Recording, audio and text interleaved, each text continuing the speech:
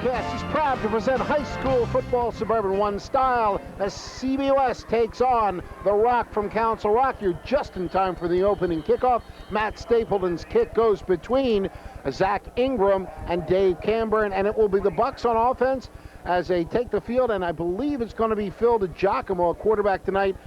Mike Oriole is unavailable for this game. Bob Friedman along with Tom White, John Price down on the field, and the coach is sitting nearby. We may have a few words from him during the game if we're lucky. At any rate, Tom, good to see you again. Same here. Got the Council Rock team beat Neshaminy last week, 24-13. West a big win last week as well against, and we'll get back to that in a minute. First play from scrimmage at the 20. Phil DiGiacomo, the quarterback. DiGiacomo on the keeper. He carries it over the 20, the 25, up to the 27, the 30, and a first down at the 31-yard line. So Phil DiGiacomo on the keeper. Good blocking on the right side, Tom. Great blocking. It's everything that we always expect out of this West team. But they come in looking for number 51.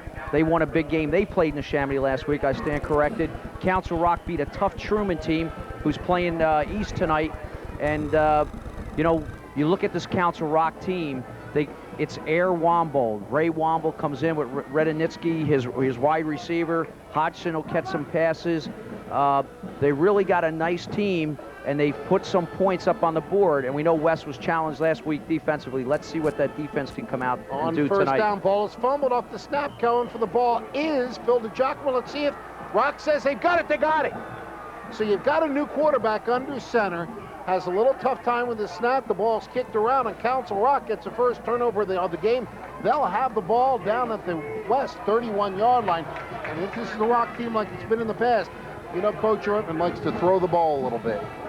Well, this guy likes to throw it. Ray is a very good athlete. He wrestles. Everything he does is he's very athletic. And I did get a chance to watch him against East, and he's got a very strong arm. And this is probably his greatest strength. Ray is very confident. There's nothing that he doesn't think he can do. And he put the ball up, and he thinks he can score from anywhere on the field. There's a flag timeout almost immediately.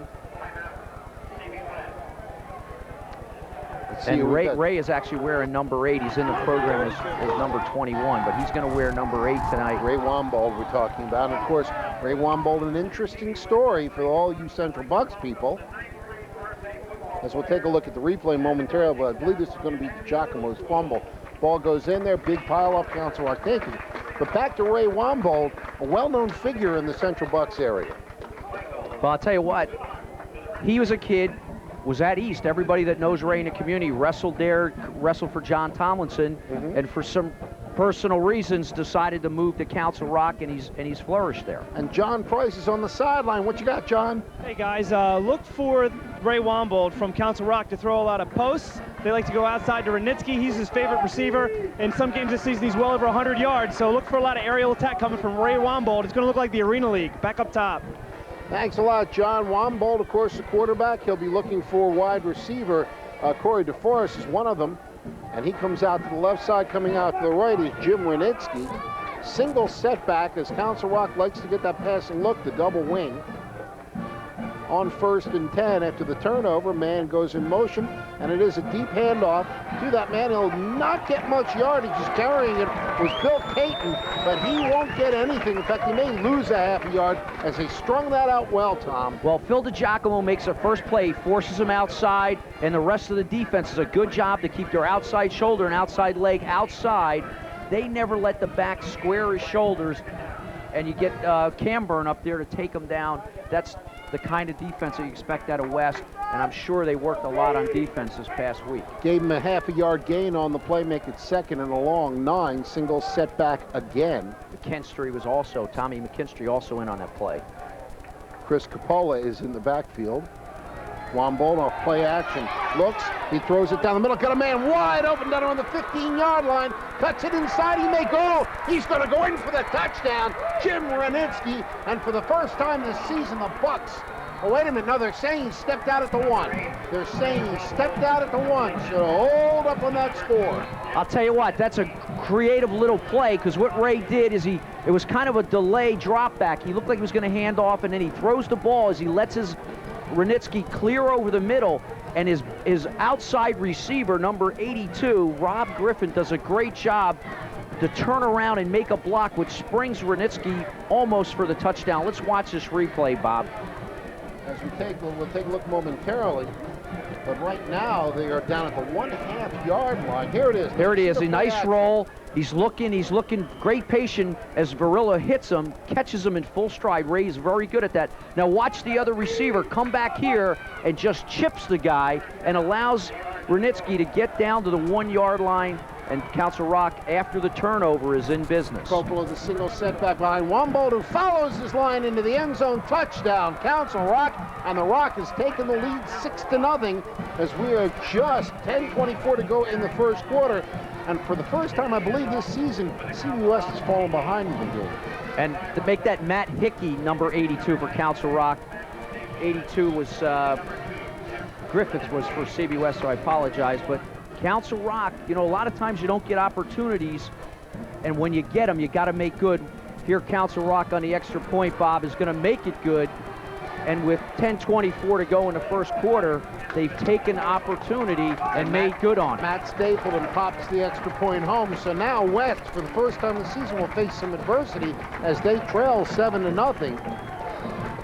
After the fumble by Phil DiGiacomo at the 31-yard line, one play got no yardage, and then a quick pop pass over the middle to Rudnitsky from Wambold took him down to the half-yard line, and Wambold did the honors himself.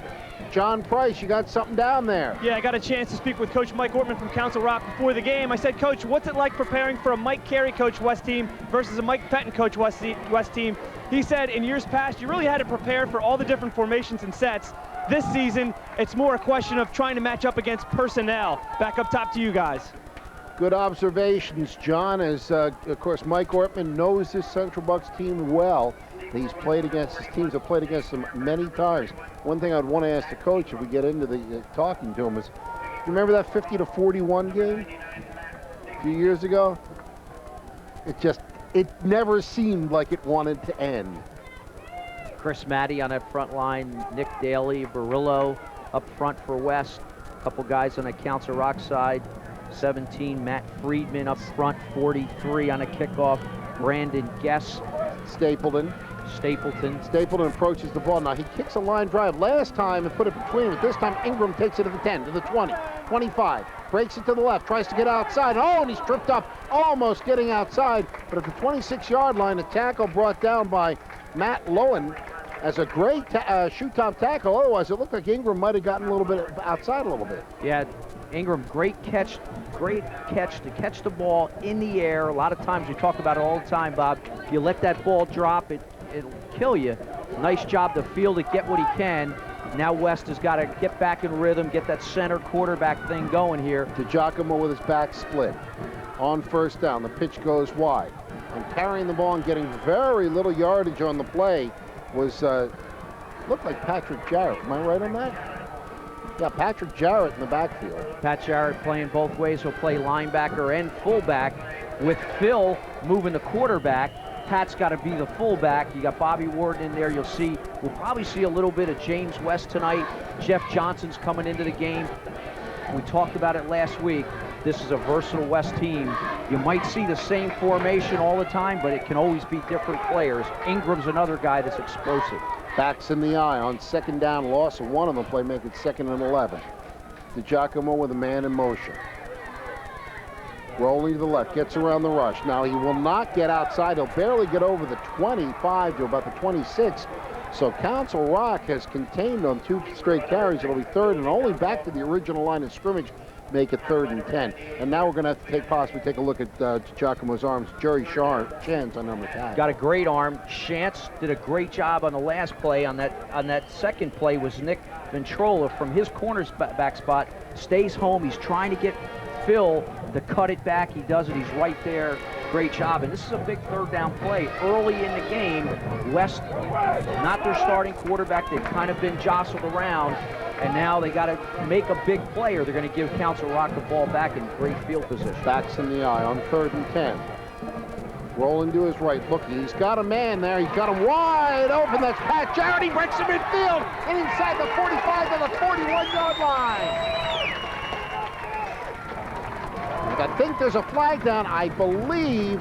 Now, I'm not sure if it's a crackback block or a pass. There's a lot of movement on the when they snap the ball. I'm wondering if Westbrook early. It's downfield. I'm going to guess that maybe it's going to be, and they're talking over in the Council Rock huddle, but I'm thinking maybe it was some kind of hold on a defensive guy by Council Rock. It's in that area. But they're moving back, and it's a clip. But it's probably after the catch, so we'll have to see where it's. See where the clip was. 15 from that spot. Back it up. And it looks like it was about 12 yards downfield, so it'll be a 10-yard penalty, and it'll be 3rd and 8. No, 3rd and 12. 3rd and 12. It's a 15-yard penalty. 15-yard penalty, that's correct. So make it 3rd and about 13 now. You could see Jarrett wide open out in the flat. Offense. DiGiacomo hit him. Repeat, Jarrett 3rd did down. the rest, but a late clip costs him the yardage, and instead of being a 1st down, it'll be 3rd and 13. Ball now at the 25-yard line. You talk about blood rinds. Pat Jarrett, one of the last Jarretts coming through the program. Him and his dad, Kathy, do a great job helping out with this program. On 3rd down, rolling to the left. He's got a man wide open. Can he get? Oh, he can't quite get it to him. He had him wide open downfield. And who was that? That was Franny Golden. Fran Golden wide open. Golden extended as far as he could. If he can get that ball to him, he showed a great arm. He just needed to put a little bit more air under the ball. And Golden is gone. Instead of being a long gainer, it's going to be 4th down, and West will have to punt. Well, you know what? That's where the experience as we're going to watch the replay, not having Mike Oriole here tonight. Phil gets out there and he goes, oh my gosh, he's so wide open. You want to just get it there as quick as you can. And a lot of times those jitters force you to throw it a little bit longer than he needs to, and he does there. West on the punt. We have a flag down. We'll see what happens as the ball's kicked. It'll take a West bounce, go inside the 40 to about the 38. Now let's see what's with the flag. Came from the back, Judge. I'm going to guess which it's is usually a motion. legal shift. So well, what West, happens on a punt, right, is the linemen only go down to their knees. So a lot of times guys don't really get down quick enough, or they're coming up a little bit. It's not the normal stance, and there's a tendency sometimes to have motion in that, and that's what happens. Well, what's happened so far is that everything that can go wrong for West, you see Mike Carey not happy about the situation. Everything that could go wrong for West We're so in motion has gone wrong. at the snap. Yeah, the 1st down negated by a Illegal penalty. motion. You have a nice punt that's negated by a penalty. And now they Repeat, have to kick 4th the ball down. again, and this time from about their 17, 18-yard line. And they should get Council Rock excellent field position.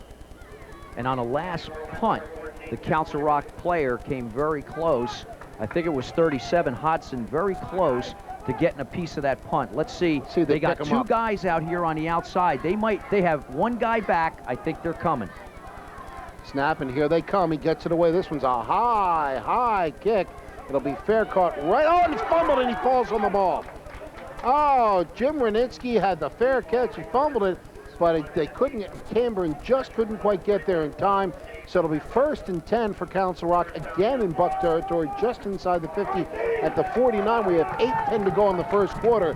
Council Rock leading CB West 7-0. Playing on that defensive line for West, you got Gene Rich in there. Varilla's going to be a DN. Tommy McKinstry's a DN. Adam Shaw's going to call the linebacker plays in there.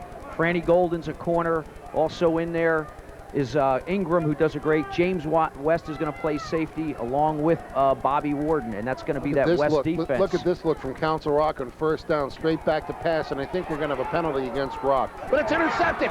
It's intercepted by Phil DiGiacomo. Got 1 man to beat, and he's going to go all the way. Phil DiGiacomo with an interception. Let's see what the flag is about. Let's see what the flag is about. I think it's going to be against Rock. Let's see what we got.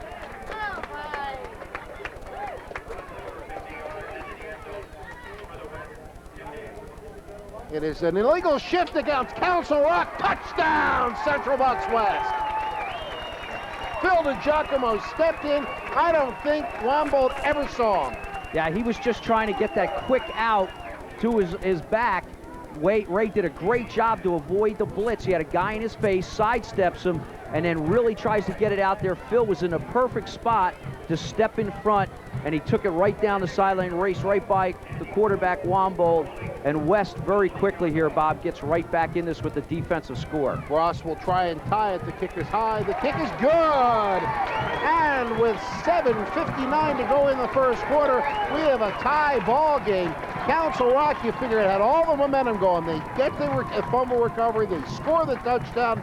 They hold CB West. West is shooting themselves in the foot with penalties. And suddenly, Phil DiGiacomo, the veteran leader, steps in front. I'll tell you, he showed me something else. Wombold had an angle on him, and DiGiacomo put it into an extra gear. Yeah, well, I saw him in a scrimmage this year when I scrimmaged Soderton. I couldn't stay for the whole thing, but I saw Phil put a stiff arm on a kid from Soderton who had a great angle on him. There's no way he doesn't at least knock Phil out of bounds. Stiff arms, the kid goes to the ground, and he takes it into the end zone for a touchdown. This is a kid, we talked about it last week, who's worked extremely hard to get himself in playing shape this year with all the banged up and nicks he had last year. But he's a great kid, and he's a winner. And Lynn Russell's cheerleaders once again throwing the footballs to the crowd. I saw Lynn during the week and talking about what a great time they had down in Florida with the cheerleading, just a super time. JVarsity and the JV went down, had a great time when they beat Titusville. Ross's kickoff, it's a directional one. It's going to go out of bounds, though. So, again, Council Rock has had spectacular field position. Now, Bross, and of course, last year before, they would do that directional kick. I think he just got a little bit too much of a, if you're a golfer, you're in the woods right now, is what it is. He just kind of pulled it a little more than he would like. I think he got a little bit of the tee on that one, and that happens sometimes as a kicker. You put it in that tee, and you come through it, and your cleat catches the tee, and it causes the ball to kind of go the different direction than what you intended. That looked like what happened there. Now, one thing that Council Rock can't do right now is go into a little bit of a panic. It's a tie ball game. It's 0-0 as far as they're concerned now. They've got good field position. They got to go from there. And I don't think Wombold's going to let that happen. Well, Ray's going to put it up. He won't let that one interception bother him. He's going to come right back at you. Man in motion on first down. The handoff goes to the up. And no, it's kept by Wombold, and he is buried. Varillo in on the ball came loose, but after he hit the ground, nice deception. It fooled me, but it sure didn't fool Varillo and his friends on the defensive line. They buried Wombold. And that looked like a belly type play where Ray has to read the linebacker or the line play and make a decision to keep it or give it. I actually thought he gave the ball to Capoli. So he didn't. He ate it, and he had Varillo right on him at an instance. So a loss of 5 on the play. It'll be 2nd down and 15. Ball back at the 30-yard line as he started at the 35. Dennis Riling in there down at the nose now for West. McKinstry at the end. Coppola in the backfield behind Wombold. On 2nd and 15, straight back goes Wombold. He looks, he throws. Got a man. Oh, what a great catch. What a super catch by Renitsky. And he'll get a first down inside CB West territory. I mean, just a terrific passing catch. I'll tell you, Renitsky comes in. He's got some pretty big numbers. As we look at his numbers coming in, Bob, he's got 24 catches, 465 yards, and 5 touchdowns. He's no doubt Ray's favorite receiver. And if you look at that play, when he threw that ball, Renitsky was covered. And he continued to run through and by the defensive back. And as that ball arrived, he was 1.5 yards by him. So Ray's throwing to a spot, and Renitsky's running to it. That was a great little play and great touch. And left his feet and made the great catch. 1st and 10, ball at the 44-yard line of CB West. Halfway through the first quarter. 7-7, and the handoff goes to Coppola. He'll get 8 on the carry. There's a big hole in the line. There's a 2nd and 2, the ball down around the 36-yard line. And so far, except for that one big defensive play, West has looked very vulnerable on defense. Take a look at some of the offensive linemen for Council Rock. Now let's take a look at this handoff. And there's that belly play again. You see him give the double hands. He pulls it in. Coppola, good read. He's going to take that ball up the field, gets what he can. And this is for a Ray Wombold type quarterback. 2nd and 2.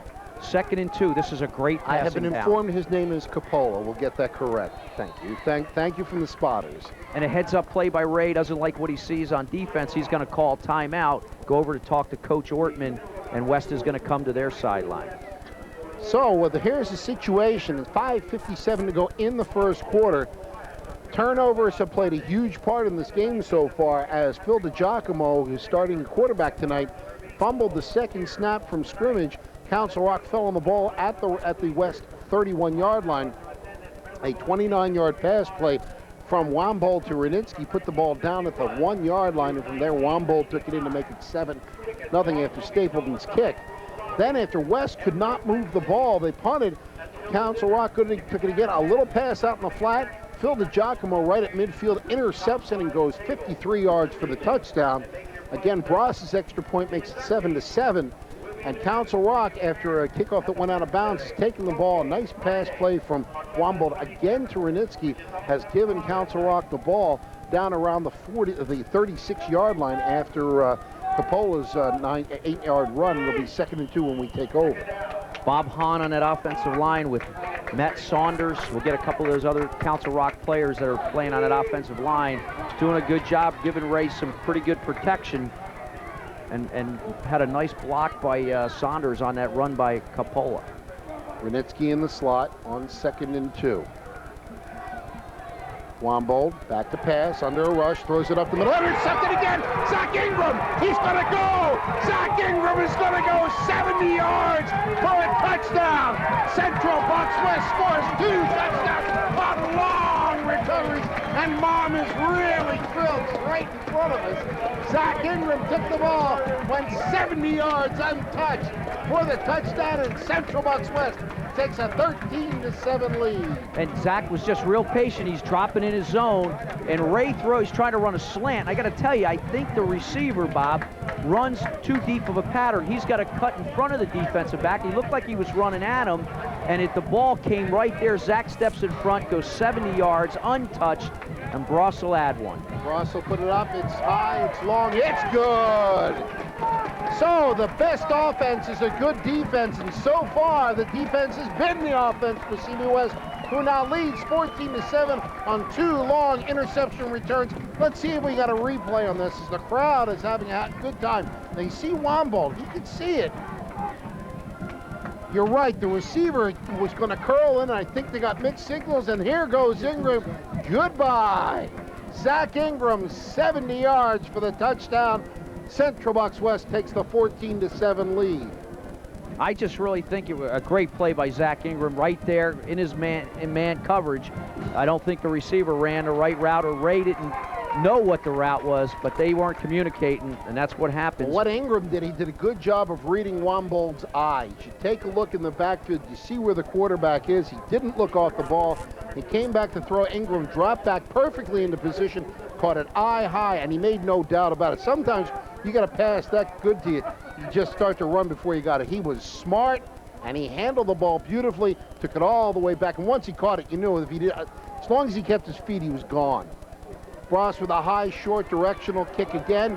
It'll be fair caught and taken at the 22-yard line by Council Rock. And that was number 11 on the catch was Jerry Shands. So Council Rock will have the worst field position of the night. Tell you what, as Ingram brought the ball back, I was looking over at Coach Patton, big smile on his face. He is a relaxed man this evening.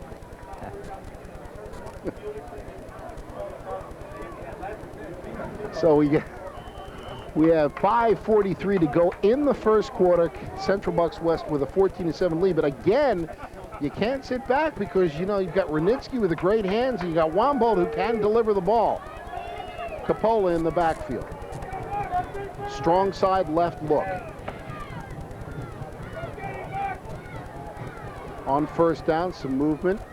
Now Renitsky into the backfield. Coppola keeps his feet. Nice run by Coppola. Gets it over the 30 to the 31-yard line. Looked like he was stopped after about 2 or 3 yards. Instead gets 7 or 8, and he'll be close to the first down. Coppola does a good job here. The line, good play by Hahn right there. He's got Schultz upfield too, and he does a good job to keep those feet chugging. Against Schultz right there, number 3, or make that Kevin Blair, doing a good job to get upfield, get a piece of the linebacker, and try to get him some extra space to run. But a good first down run. Gain of let's call it a long 7, making a short 3, second and short 3 for Rock. Again to Coppola. This time he won't get anything. He is blasted. He may get a half yard, so we'll make it 3rd and 2. That's on Jim Fagnani, also in there Corey Potter playing down. It's amazing how Mike mixes up Gavin. Corey can't play anymore. Gavin Potter mixes up his defensive line. I mean, right now you got a different defensive line than started earlier in the game. So on 3rd and 2, strong left look going wide to the left side is Corey DeForest. In the slot, John Miles. Single setback Coppola. Rolling to his left is Womble. Under a rush, and he's gone. Oh, he gets away, and he's going to get the first down and then some. Out to midfield, James West after him, and he will tackle him. But for all the world, it looked as if Womble was going to be hit. Suddenly found a little opening and turned what would have been a huge loss into a major gain, a first down for Council Rock. Ray is just an amazing kid. He's kind of a magician sometimes. Things happen that you just can't believe. I saw him against the East, and just threw some passes that you would have thought would have never got completed, and he made them happen. There, he was missed 3 or 4 times, and he kept those feet going, makes a giant run for him, and keeps this drive going. So 1st and 10, now the ball again in CBWS territory at the 42-yard line. Single setback, Chris Coppola. Slot to the left side is Renitsky. He's got to be watched. Straight back to pass, under a rush, rolling wide. Got a man open, and again it's intercepted. And it's intercepted again by, this is Camburn. He goes to the left, cuts into midfield. The 3rd interception of the game. 3rd interception of the game. Dave Camburn on the interception this time. And Camburn takes it up toward midfield. And you live by the pass and you die by the pass. Well, I'll tell you, he's going to continue to put it up. There's no doubt. He won't lose his confidence. But again, the West defense back in coverage. Highest point Camburn comes down with. He needed 1 block, and he would have got outside. There was nobody here. So one Council Rock player does a good job to contain him. And West is going to get the ball back here, Bob. A good field position just over their own 45-yard line. The 46-yard line. The pitch goes to Bobby Warden. He takes it out to midfield to carry it into Council Rock territory. The 49-yard line. 3:20 to go in the first quarter. 14-7. Central Bucks West leading Council Rock. 3 interceptions by CB West in the first quarter thus far. A fumble recovery by Council Rock. All points have been the direct result of turnovers. The 2 scores for Central Bucks West, both on interceptions, long returns. 53 yards by Phil DiGiacomo, 70 yards by Zach Ingram on 2nd down and 5. Single setback look. Phil DiGiacomo, a quarterback. It's a handoff underneath and carrying the ball close to the first down. Let's see who that was. Was that Jarrett? Yeah, that was Pat Jarrett. I'll tell you, Nick Ventrola, number 6, having a big game for Council Rock in there on that tackle again, along with number 3, Kevin Blair. Council Rock not making it easy on the offensive side for West. Been really tough. A big 3rd down here. They're going to need to get this. As it looks like Phil's having a little trouble getting the signals out from the sideline, so he's going to call timeout. And that's a smart play by a senior who knows what to do. Phil DiGiacomo has played quarterback for West before, but of course you've got a situation right now with 2:15 to go in the first quarter. It's 3rd and short. He wants to make absolutely sure. You saw him trying to show me the signals again. They wig-wagged again. He didn't pick it up. He calls the timeout. Like Coach said last week, the timeouts are there to be used. That was a good timeout. Really good timeout. Anytime you get some confusion out there, as long as you got them and you're not going to waste one, and you're going to need one at the end of the half, take it, get the team organized, kind of figure out what the problem is, and then get them back out there and get it going. So far, again, you look at the arm of Wamble. He does like to throw. Orton's offense has always been predicated on the offense, the throwing the ball. Always seems to have a great kicker kicking for him. Good quarterbacks, some decent running backs. But tonight, Wamble has thrown some great passes, and he's thrown some passes that were not so great. And Ingram and Camburn and DiGiacomo, all 3 of the interceptions, it wasn't like they had to make sensational diving catches. They were right into their hands. Yeah, on the last one, he tried to get it over top of Camburn. He had a guy behind him, but Camburn, a good athlete, was able to get way off his feet, highest point, and get it. And West is 3rd and 3 here. 3rd and 3, backs are split, man in motion. That's Fran Golden. Rolling to his left side. He's got the first down. Oh, yeah, he gets outside. DiGiacomo going to try and break it downfield. I think he didn't step out of bounds. He's going to go. He's going to go. Touchdown, Phil DiGiacomo. Throw Oh my, it looked like he might have stepped out of bounds, but they say that he didn't, and he goes into the end zone for the touchdown. You know what? You're never going to say that he's like the fastest guy, but there's nobody that runs strong like he does. He basically had a couple guys that had shots to knock him out, and we talked about that in this little Soderton scrimmage he played in.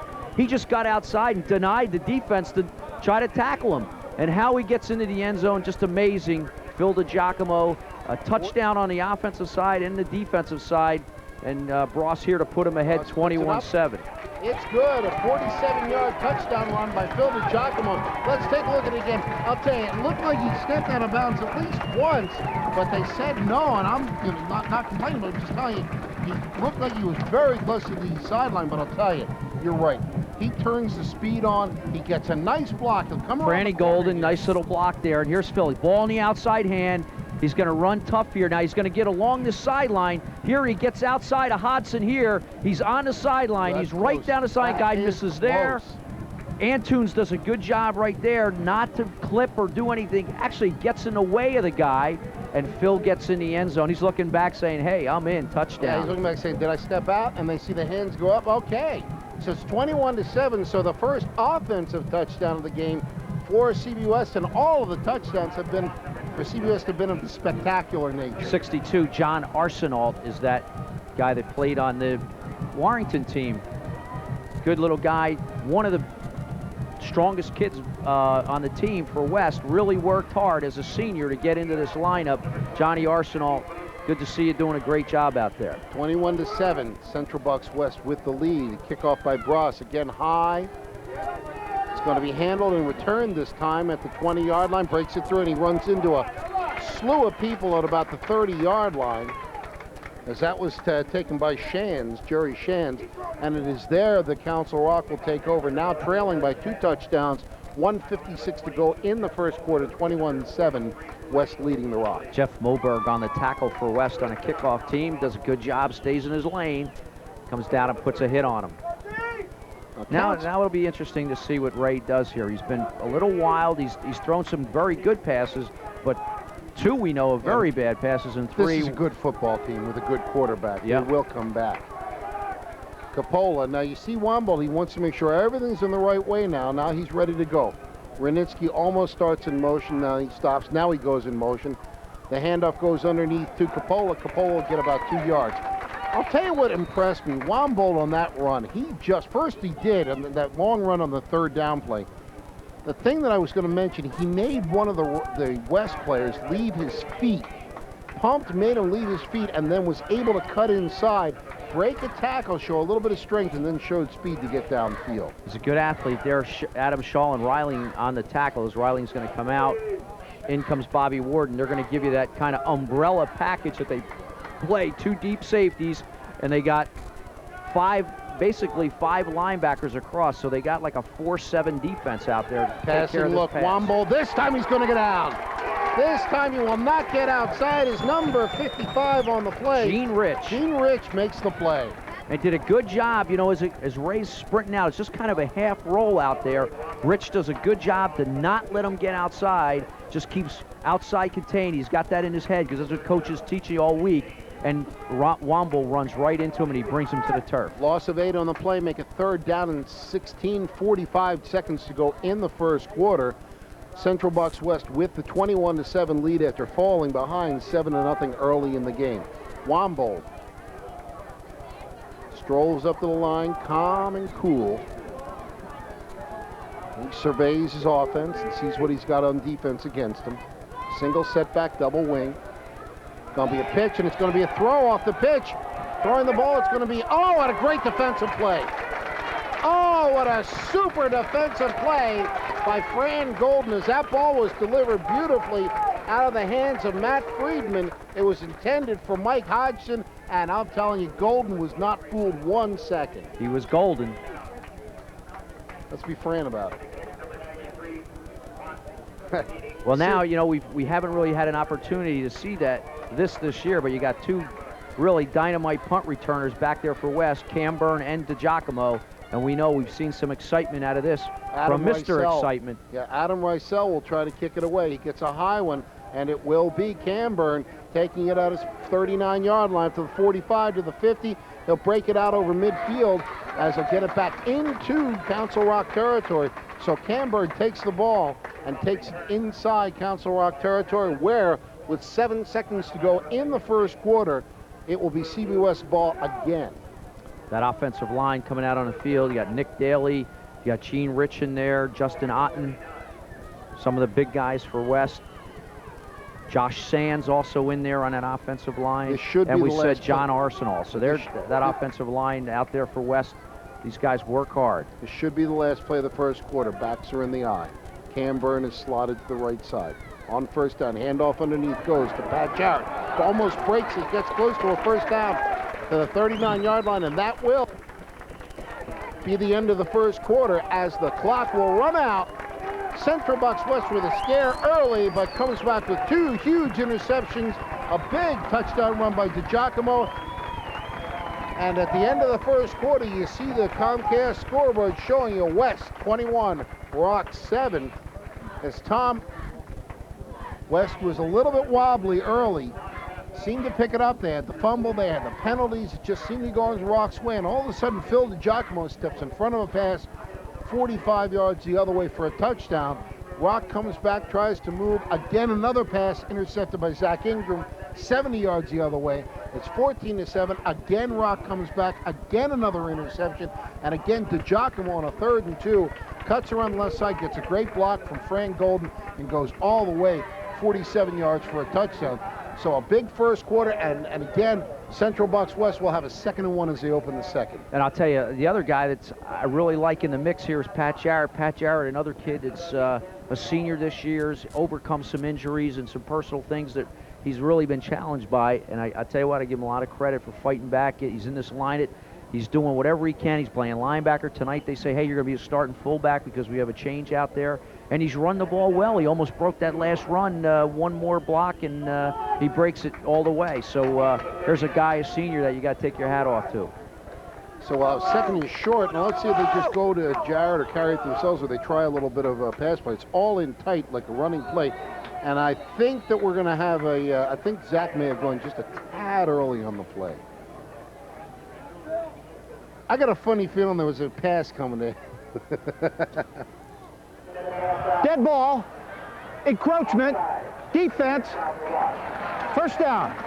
Mrs. Ingram, I'm sorry, it was not Zach, it was Council Rock who was encroaching. They got into the neutral zone. I guess maybe Zach saw that because it looked like he broke early, but I guess the encroachment drew him off because he broke out like it was going to be a pass play. So it'll be a 1st and 10 now, the ball at the 34-yard line of Council Rock.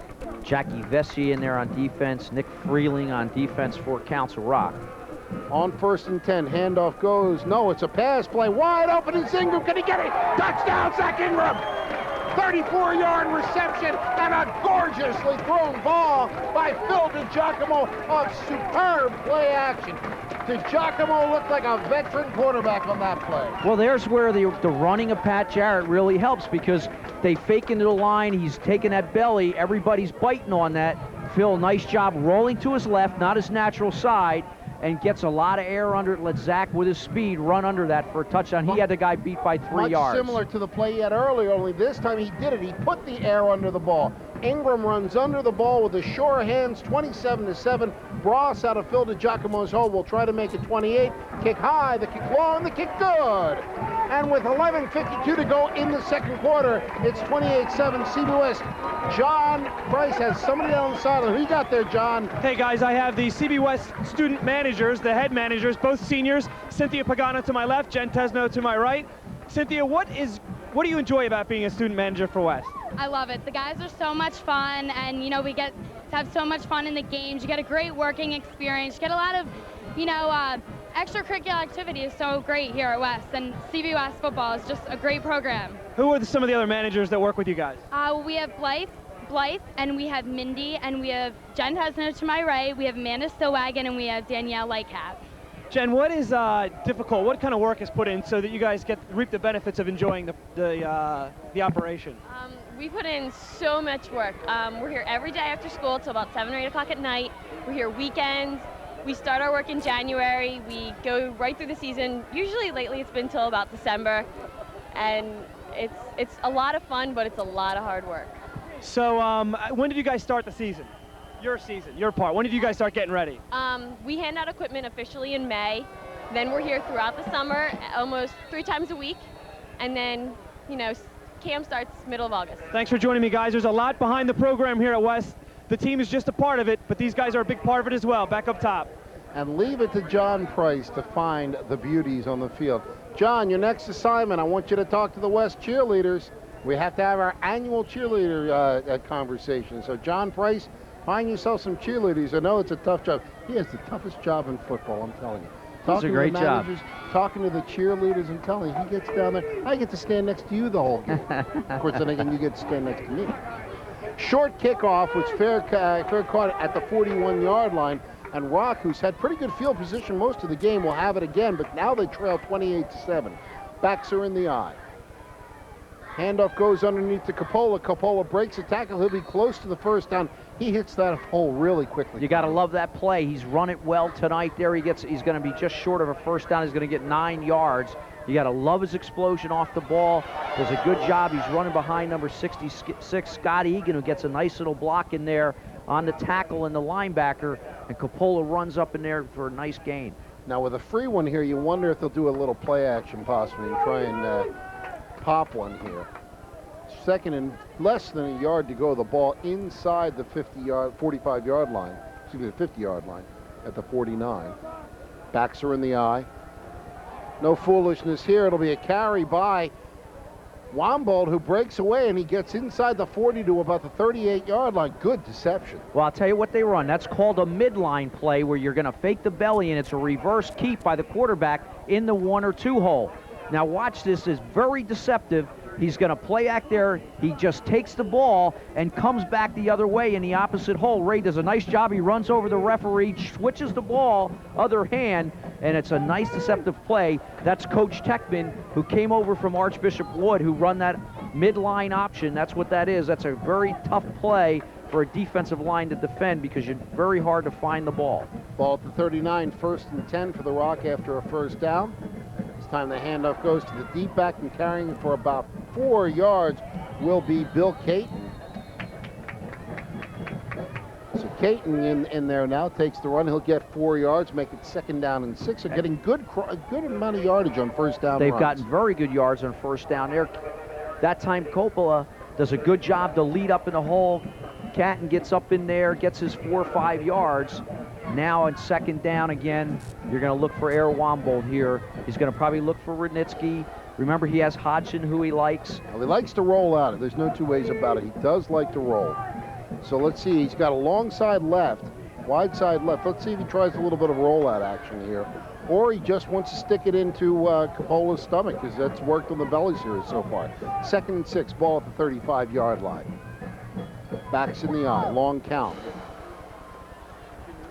It is a handoff. It's a deep handoff, and that play was really slow to develop. That play almost looked like it was in slow motion. Well, that was interesting, because he took 25, the back, Bill Caton, who ran from the tailback spot, split him out, and put Rudnitsky in at tailback and ran him by Coppola that time. I don't know why he did that, Ortman, but didn't work. He's got to go back to the drawing board. And you look for that play that Rudnitsky worked early in the game, the little short post pattern coming across the middle. See if he tries that this time. Camburn had a little trouble. Let's see where Rudnitsky's lined up. I think he's wide to the right side. On 3rd down, backs in the eye.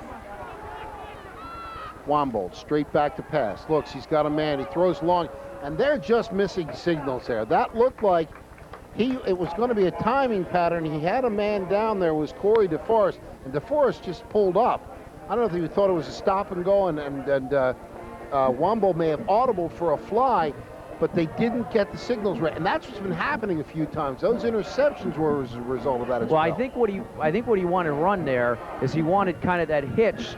So Ray's got to give a longer pump to give DeForest the ability to get that stop and go to work. If he doesn't give you the pump, then it's not going to work, because he threw the ball too quick and DeForest didn't get the pump and then go off of it. Single setback. They're going to go for it as we are in 4-down territory. Ball at the West 35. Back to pass. Womble throws. Got a man. Can he hold it? No! The ball falls to the ground. It was thrown. He was hit as he caught the ball, and the ball fell safely under the field. And Council Rock runs out of downs, and the Bucks will take over at their own 35-yard line. Camburn does a great job because the ball got deflected. The receiver, DeForest, almost had a chance to get it on the way down. Heads-up play by Camburn. He actually pushes him and shoves him out of the way so he can't come down with the ball. Great heads-up play. West is back on the ball, offensive side. CB West with the ball at their own 35-yard line. Backs are split. On first down, it's a pitch wide. It goes to Bob Warden. Warden grabbed by the arm by number 79 on defense. That's George Freeling. And wasn't Freeling? No, we don't have a 70. Yeah, I guess it was. I'm not sure who that was on the. We'll get it in a moment. But at any rate, grabbed down, taken down. It'll be a gain of about 5 on the carry. Yeah, we got a few names on the roster tonight. Here you go. Here's a replay. We got Andrew Wallace on the tackle. Eddie Wallace. There's Bobby Warden in there. And there's a good job by Wallace. He just hangs on and takes him to the ground. Good play. Make it 4 yards on the carry. This time it goes again and carrying it for the first down. Big yardage up to about the 47-yard line. Again, Bob Warden and the blocking. They just sealed that left side Yeah, off. He ran right behind Nick Daly. Nick Daly, big block. He knocks his guy to the turf. And Bobby Warden comes right up behind him, a touchdown-saving tackle by number 4, Brian Parrish. He doesn't make the tackle. It's touchdown for Bobby. 7:50 to go in the second quarter. Central Bucks West with a 28-7 lead. They have the ball and a first down at their own 47-yard line. Backs are in the eye. Phil DiGiacomo, quarterback tonight. Wing to the left side is Fran Golden. Long count on first and 10. Now it's a handoff, and it goes to Camburn. Camburn cuts to the right. He's got room. He's got one man to beat, and I don't know if he's going to be able to get past. Oh, he cuts inside. Touchdown. Mr. Excitement does it again. And he made it look easy, Tom. I'll tell you, that offensive line for West had a giant hole in there. Again, behind Nick Daly and Johnny Arsenal. Big giant hole. He's up in that hole. Camburn hits it like a ton of bricks and just plays cat and mice with the safety out there. Number 13, John Miles for Council Rock. And at the 5-yard line, cuts back on him and scores. And West 34-7. And Bross is going to try and add one at the 7:23 mark here, Bob, in the second quarter. Andrew Bross will try it out of Phil DiGiacomo's hole. The long, it's high, it's good. And it's 35-7. It's 7:23 to go in the second quarter. And I'll tell you, about 15 minutes ago, if you'd have looked at this crowd and said, you think they're going to be up 35-7 with 7 minutes to go in the quarter, they would have looked at, I don't know about this. Everything was going wrong for West, and suddenly everything's going Now watch right. the line play on here. There's a block there. Varilla's in there from his tight end spot. You see a lot of white shirts down on the ground. Gene Rich blocking. There's Nick Daly getting down there on the cornerback. And you only see the heels there at Camber. Watch this little cutback right here. Right here, the safety slips down. Crew. You gotta love 78, Josh Sands downfield. He's right there with him. But Camburn did a little cutback about 8 yards downfield, and that got him open. You get him into the secondary, you're not going to stop him one-on-one. You know, when guys are linemen, they're never going to get a chance. So they love being downfield, running right behind the running back and getting the end zone and do all that kind of exciting stuff. So Josh Sands and an offensive line, that great job on that drive. Andrew Bross will try his 5th kickoff of the game as they lead 35-7. This one's a high, short directional. Again, fair catch called for and made at the 28-yard line by John Miles. And now Council Rock is suddenly stunned. They're down 35-7, Tom. And I'll tell you, CB West facing adversity early in the game. Fumble, big touchdown by Council Rock. Can't move the ball, penalties, and all of a sudden it's 35-7. And you got to put it on the shoulders of the defense doing a great job, but you also got to say Phil DiGiacomo has come to play today. Oh, absolutely. And there was no doubt Not that he doesn't always. Always does. But, you know, to play quarterback is a giant responsibility. and having no reps because you have a guy like Oriole who really has been so comfortable there this year. And for Phil to come in, a little rusty, couple of fumble snaps, but boy, he's made up for that in a quick hurry. On first down, Womble almost trips. He goes back to pass. He's under a rush. Oh, good block, brings him free. And they'll break it out over the 30 to about the 32-yard line. I'll tell you what, he was in the sights of Dennis Riley, and somebody cut him down on a beautiful block. I'll tell you, how do you figure this guy, time in and time again, he's getting away, as you said, Bob. Watch how many guys have a shot at Ray. Let's see if we see Riling here. Riling's got a shot at him. He'll come from the right side. Now watch this. At the last second, right there, he's knocked down and he gets free. And now he knows how to run with the ball, and he'll get the first down. So he gets first and 10, ball at the 43-yard line of Council Rock. Womble with a quick hitter, and this time Cappola's going to get nothing. They tried the belly series one too many times. Well, I only saw 3 black jerseys downfield. That means there were 8 guys on a pile. Anytime you have that many defensive hats on the ball, you got to love it. In there, Sean Burke, number 51, in on the tackle. He did a great job. Also, Barilla in there, Shaw in there. 6 minutes, 6:25 Jim to go. Fugnani in there on a defensive side of the ball. James West. 6:25 to go in the second quarter, 35-7. Central Bucks West with the lead of the Council Rock Band getting ready. What a great band they are, too. They will entertain at halftime. 2nd and 10 after the no gain on the play by Coppola.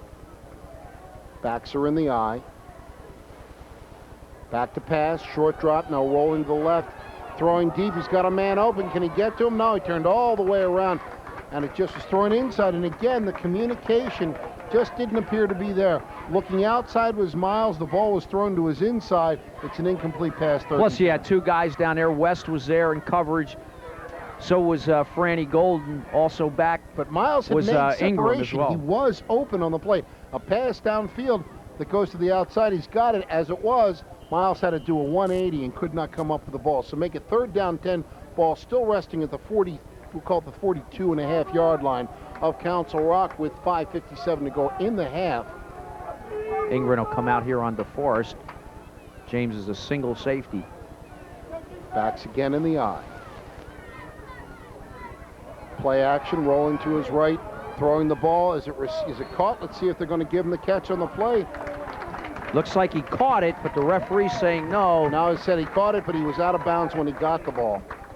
Good pressure. The defensive line for West. That time, Sean Burke, Varillo, also Gavin Potter.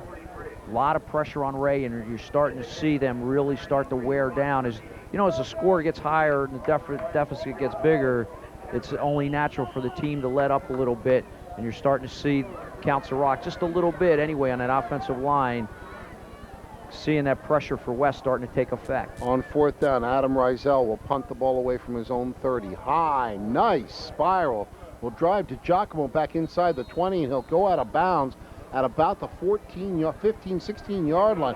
Great punt by Rizel. Great kick. How many times have we seen games and we see guys kick the ball right to Camburn or right to Giacomo, and you always say, why would you kick the ball right at him? Kick the ball to the sideline, make them run over there and get it, or either kick it out of bounds. That's a great kick. The one thing that has been a constant with Council Rock through the years is they have a great kicking game. Field goal kickers, punters, they have just had them year after year. Rizel gets the ball, and he blasts it from his own 30-yard line. Ball goes to the 16. You got to figure that's 64 yards in the air. That's 54 yards in the air. That's a heck of a kick. It was a great kick. On 1st down, goes to Warden, and Warden will not get out of the backfield. Bob Warden was nailed in the backfield. I think the leading tackle there was Dan Giovanello, and he was followed up by Nick Ventrola on the play. Yeah, Giovanelli rather. In there. Number 53 in there now for Nick Freeling. He's been playing some defense. 24 in there, Matt Loven. He's had a couple tackles. Also in there now, 28, Steve Spector. Yeah, don't turn your TVs off, folks, yet. This game is not over by a long shot. It's 35-7. But Rock has got some weapons. And anytime you can throw the ball, I'll tell you, it's really something. Now, of course, you got the situation that they got up by 35 points. You've got the mercy rule. Looks like we got a little equipment problem, so the referee's going to give, it's like Bobby Warden, a little equipment problem. We'll get a little equipment timeout. But you were saying, I'm sorry, Bob. No, I was saying the mercy rule kicks in. Of course, once they come within 35 points again, you get out of that situation. Council Rock, when you've got a weapon like a Mike Wambold and you've got Renitsky has been shut down since that first quarter. After the first play, yep. It's a 2nd down and 11 after the loss by Warden. Backs are split behind Phil DiGiacomo. In motion goes Camberg. It's a roll by DiGiacomo. He's got to get outside. One man stiff arms him, gets to the 20, the 25, breaks it up to the 30, and he's knocked out at the 38-yard line. What a great stiff arm by Phil DiGiacomo. Well, you got to love that. You can't, I mean, just look at the size of his legs. I mean, he is just so strong, and for him to get outside, Mike is all over one of the linemen because he wanted him downfield, making that extra block, which would have sprung Phil all the way.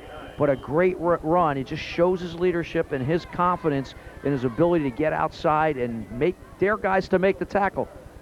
Bobby, let's talk about this. What a great stiff arm this is. The stiff arm was what made it. And as you said, Phil DiGiacomo, as we'll take a look at it right now. Watch him right here. He's going to be stopped, and also there it is, the stiff arm. Now he'll take it. He's got the opening, and he'll get about 20 yards on the play. As right now we have a timeout called. Now DiGiacomo saw something he didn't like. And I'm not sure what it was, but he called the timeout. And again, as Coach Pettin said, the timeouts are there to be used. They used them. And while we've got it, let's take a break. We'll catch our breaths and be right back. Don't go away.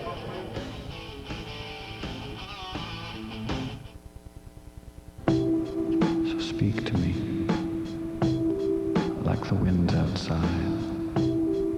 It's broken up, pushing us. Hear the rain fall. See the wind come to my eyes. The sky. Wash it far. Push it out to sea.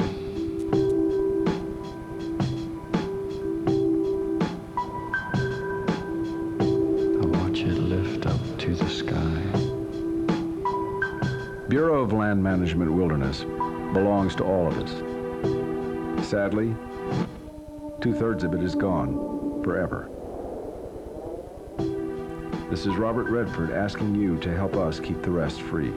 A message from the Wilderness Society and the National BLM Wilderness Campaign.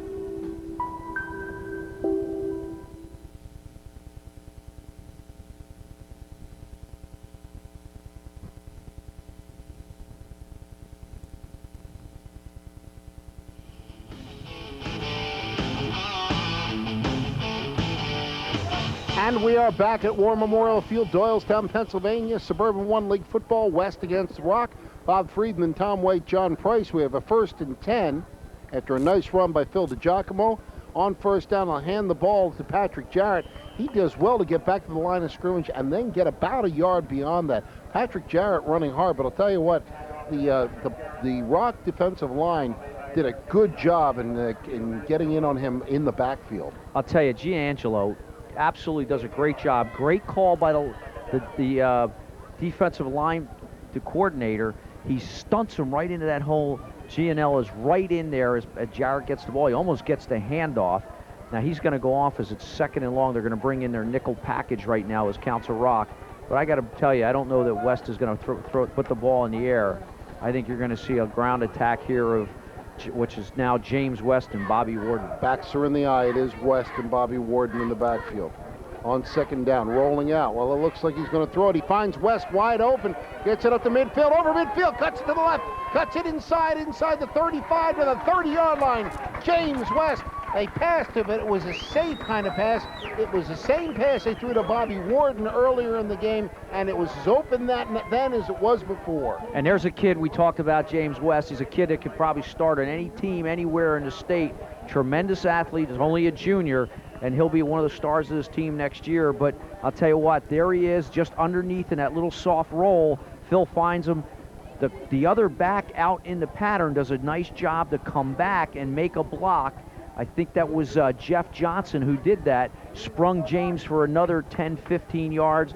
And despite what I said, not thinking they'd throw, Phil comes out and throws a little pass, big gain, and West is rolling. Ball at the 30-yard line. 1st and 10, and again, back to pass under a rush. He'll throw the screen. West has it. The blocking is a little too close. The pass thrown a little high, and West got nailed on the play. But I'll tell you, it was set up well. It just the rush was let in a little bit too quickly, and DiGiacomo had to put the ball up higher than he wanted to. Yeah, he makes the back wait here. He does a good job to draw him in, because a screen, you want to draw him in, which he gets there. Now he's forced to throw it too high, which forces the back to wait. Nick Daly does a great job to ward off the block, but another great defensive play by Council Rock to come in from the inside, make the tackle. I didn't get that number, but that's a 4-yard gain on the play. 4-yard gain. So make it 2nd and 6 ball at the 26-yard line of Council Rock. Backs are split. Rolling to his left. Again, looking to throw, may run. He's got the opportunity. He puts the ball down. He'll get close to the first down. Depends on the spot. I think he's got it by the spot. I think he's got it by about a half a yard. It should be a first down for Central Bucks West. And I believe he went out of bounds as well. Well, he got knocked out of bounds. A nice job there, Philly. Ingram, I would say, was open. Not quite as open as he's been in the past. Phil felt like, I'm going to pump here. Everybody thinks I'm going to throw, and he does a nice job keeping on his hip, get out of bounds, get the first down.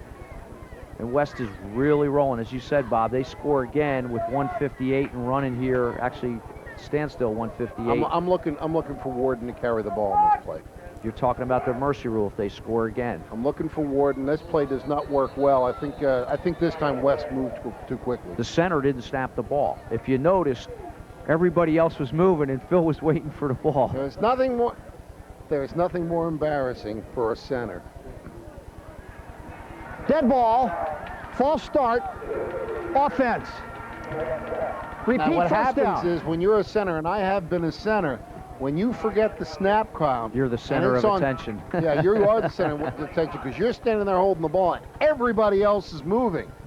The other side of it is when you think the count is earlier and you snap the ball and nobody's moving except you. Right. Whoops. Gene Rich does a great job. He's, West struggled early in the season trying to find a center. Actually, I'm mistaken. We'll get the center's name. Rich is actually playing guard over there next to Nick Daly. We'll get that center for you in a second. I think the center is number 62. I think it's John Arsenal. Pitch that goes is. to Warden. Warden cuts it inside. We're going to have a flag on the play. I think we may have, I'm not sure what we've got, if it's a crackback or if it's a clip. You're right. Arsenal is the center. The hold. And again, just as early in the game, the penalties are starting to shoot West in the foot. This will take him back 10.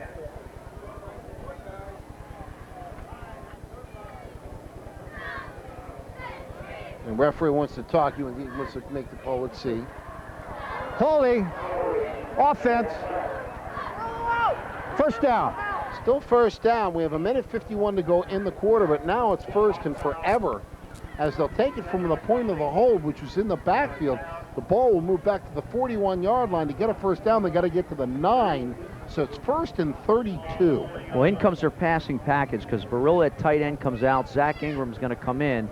So look for some kind of spread formation here, and for Phil maybe to roll and opt to put it up or run the ball. So on 1st and 10, single setback passing look to the right side. Now in motion, goes Bob Warden to the left, back to pass. Under a rush, puts it right down the middle, wide open on the play, carrying it to the sideline, trying to get out of bounds and getting out of bounds. Adam Shaw. On the play was Adam Shaw. Shaw knew what to do. He had the yardage he needed to get him a little bit closer. He carries it out of bounds, stops the clock with 1:20 to go in the second quarter. Nice play by Adam Shaw. Well, you got to love that. Here's a guy who plays linebacker. He's a senior on the team. He's one of the captains. And he probably says to Mike, hey, I'd like to touch that ball and get a chance to run, catch, do all the things. And Phil DiGiacomo, nice job. You got all your key guys chasing the secondary, chasing Zach and chasing Ingram and all those guys. Everybody forgets about Adam Shaw. He's wide open there in the middle, catches the ball, gets a big gain. So now 2nd and a little more makeable 16 actually, as it got half the yardage back on that play. Now rolling to his left is DiGiacomo. He's got Camburn's got it. He's got the first down. Dave Camburn inside the 10 to the 8-yard line. He'll move the sticks with 1:12 to go, and as cool as a cucumber, Phil DiGiacomo delivers 2 strikes. Camburn makes the catch, takes it downfield inside the 10. They give it to the 7-yard line. It'll be 1st and goal. Did you ever see 1st and 32 made easier than that? Well, Phil, here it is. Good line blocking, gives Phil good protection out there.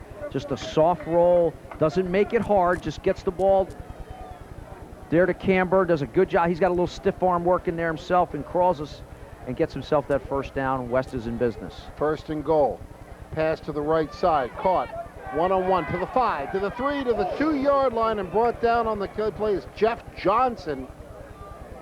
And how he ever gets up, he does a nice job. I thought he was going to see him kind of gipping back to the huddle, but things bend and twisted there that I didn't think could happen. But he gets up and gets me to the the most huddle. on that play was the arm of DiGiacomo. That is the hardest pass in football, the sideline pass, and he put some mustard on the ball. Johnson catches it, takes it down to the 3. Clock moving with 18 seconds to go in the half. I don't know if West has any timeouts left. Pitch goes wide to Ward, behind the block to the 3 and the 1. Is he in? Touchdown! Touchdown! Central Ox West with 8 seconds to go in the half. Bobby Ward takes it in behind a great block by Pat Jarrett. Pat Jarrett, nice block, gets out there on a linebacker, locks up on him, drives him into the end zone, allows Bobby Warden to come in right behind him for a touchdown. And I'll tell you what looked like with a 7-0 lead for Council Rock early after a turnover, you thought maybe this was going to be their night. 42 points later, it's not their night right now. Low snap dug out nicely by Phil DiGiacomo, who's done everything but mow the lawn tonight. A nice hold. The kick by Bross is good, and it's 42-7 as we have 8 seconds to go till halftime, and we are entering blowout city, Tom White. Well, you know what? Council Rock came in here. I think they were very confident they could throw the ball against West after what they saw last week in the films. The Chamonix put up 20-some points, 28 points against West. But you know what? We know that a lot of that was against some of the younger kids, and I still think Council Rock can come back here in the second half and score some points. Ray Womble, I don't think Wombold's done by a long He's shot. very confident, but to make up 35 points, it's going to be very tough against this West defense. The problem is now they gave up 2 defensive touchdowns, did Rock, and now the offense has found their equilibrium and is really just punching huge holes. 1st and 32, and it only took them 2 plays to get the 32 yards back, and they made it look easy. You usually don't see that, but you've got to hand it to Phil DiGiacomo. He's done a great job tonight. Veteran experience. He's my player of the game so far, no question about it. Bross will line it up at the 40-yard line. They'll kick the high short one again. With little time remaining, they'll take it and they'll run it back. And slipping and falling down and not able to do anything with it was Mike Hodgson, as we have 3 seconds to go on the half. So time for maybe a Hail Mary play, and that's about it. Although you don't know, with them getting the kickoff, he may just take a knee and they'll go to the locker room and see what they can do from there. Aaron Kennedy in there to touch him down after he goes down. Aaron Kennedy, and we got family in the booth tonight.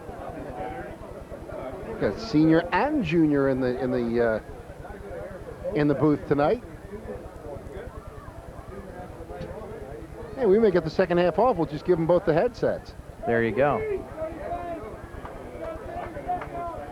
So on 1st and 10, 3 seconds to go. This should be the last play of the half. As back to pass, under a rush, and down he goes to end the first half on a great defensive play by Varillo. And we have come to the end of the first half, a first half that has seen Council Rock score first after a turnover and a great pass play from Womble to Winitsky. But from there, it has been all Central Bucks West. 2 big interceptions, one by Phil DiGiacomo for 47 yards and a touchdown, one by Zach Ingram for 70 yards and a touchdown. A 3rd interception by Camburn sets up the 3rd score, and it has been 42 unanswered points by CB West, who lead Council Rock 42-7 as the teams go to the locker rooms. Well, I'll tell you what, you just got to love this West team. A lot of adversity this year, and they've just seemed to keep fighting through it. Here they are with a giant lead at halftime.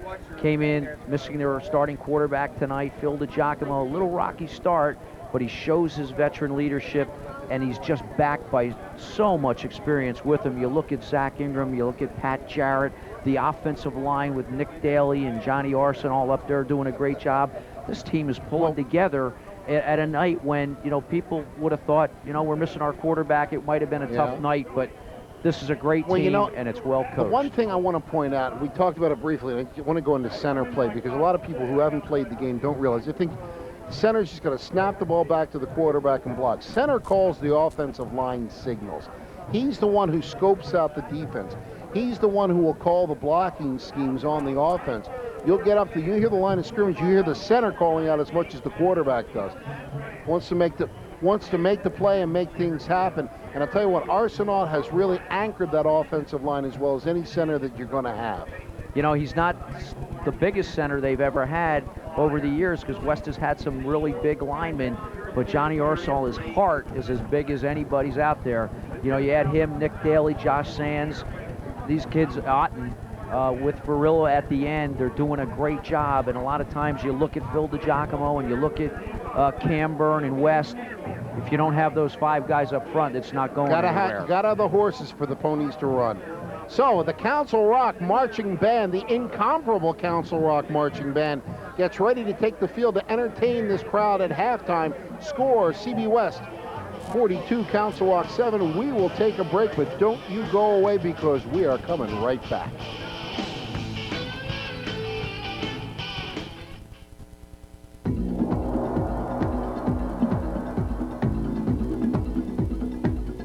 I'm Samuel Baycoot. As a Peace Corps volunteer in Ghana, West Africa, I help businesses start and grow. And here at home, I help my community grow. My Peace Corps experience has challenged me to find solutions and get results, and that's what business is all about. Peace Corps challenged myself to broaden my perspectives. Through that experience, I now have a better understanding of who I am, what is important to me, what makes me tick. I'm Anissa Paulson, and I served as a Peace Corps volunteer in Momčilgrad, Bulgaria. In Washington, D.C., I work as a program coordinator for a literacy organization that works in the public schools. We bring adult reading partners into the schools to read to children. The Peace Corps experience taught me the value of community service, and it is now a lifelong commitment. I learned patience, confidence, and resourcefulness. Because of Peace Corps, I'm truly a better person. Peace Corps volunteers, changing the world, changing America. Ready or not, here I come. Young kids today are fundamentally just the same as they've always been. They're curious, they're explorers, they're interested in things, they like to learn. No one taught tolerance in the classroom when I went to school. We learned it on the playground. We didn't have lessons on cooperation or talk about personal space. We were too busy dreaming about outer space. Childhood should be a time to grow, to discover, and imagine in such a way that all things are possible. That's how it should be. Child first, then the adult. I still haven't grown up. You want your kids to be healthy, happy adults? Let them be children first. Don't underestimate the power of play. A message from the American Toy Institute.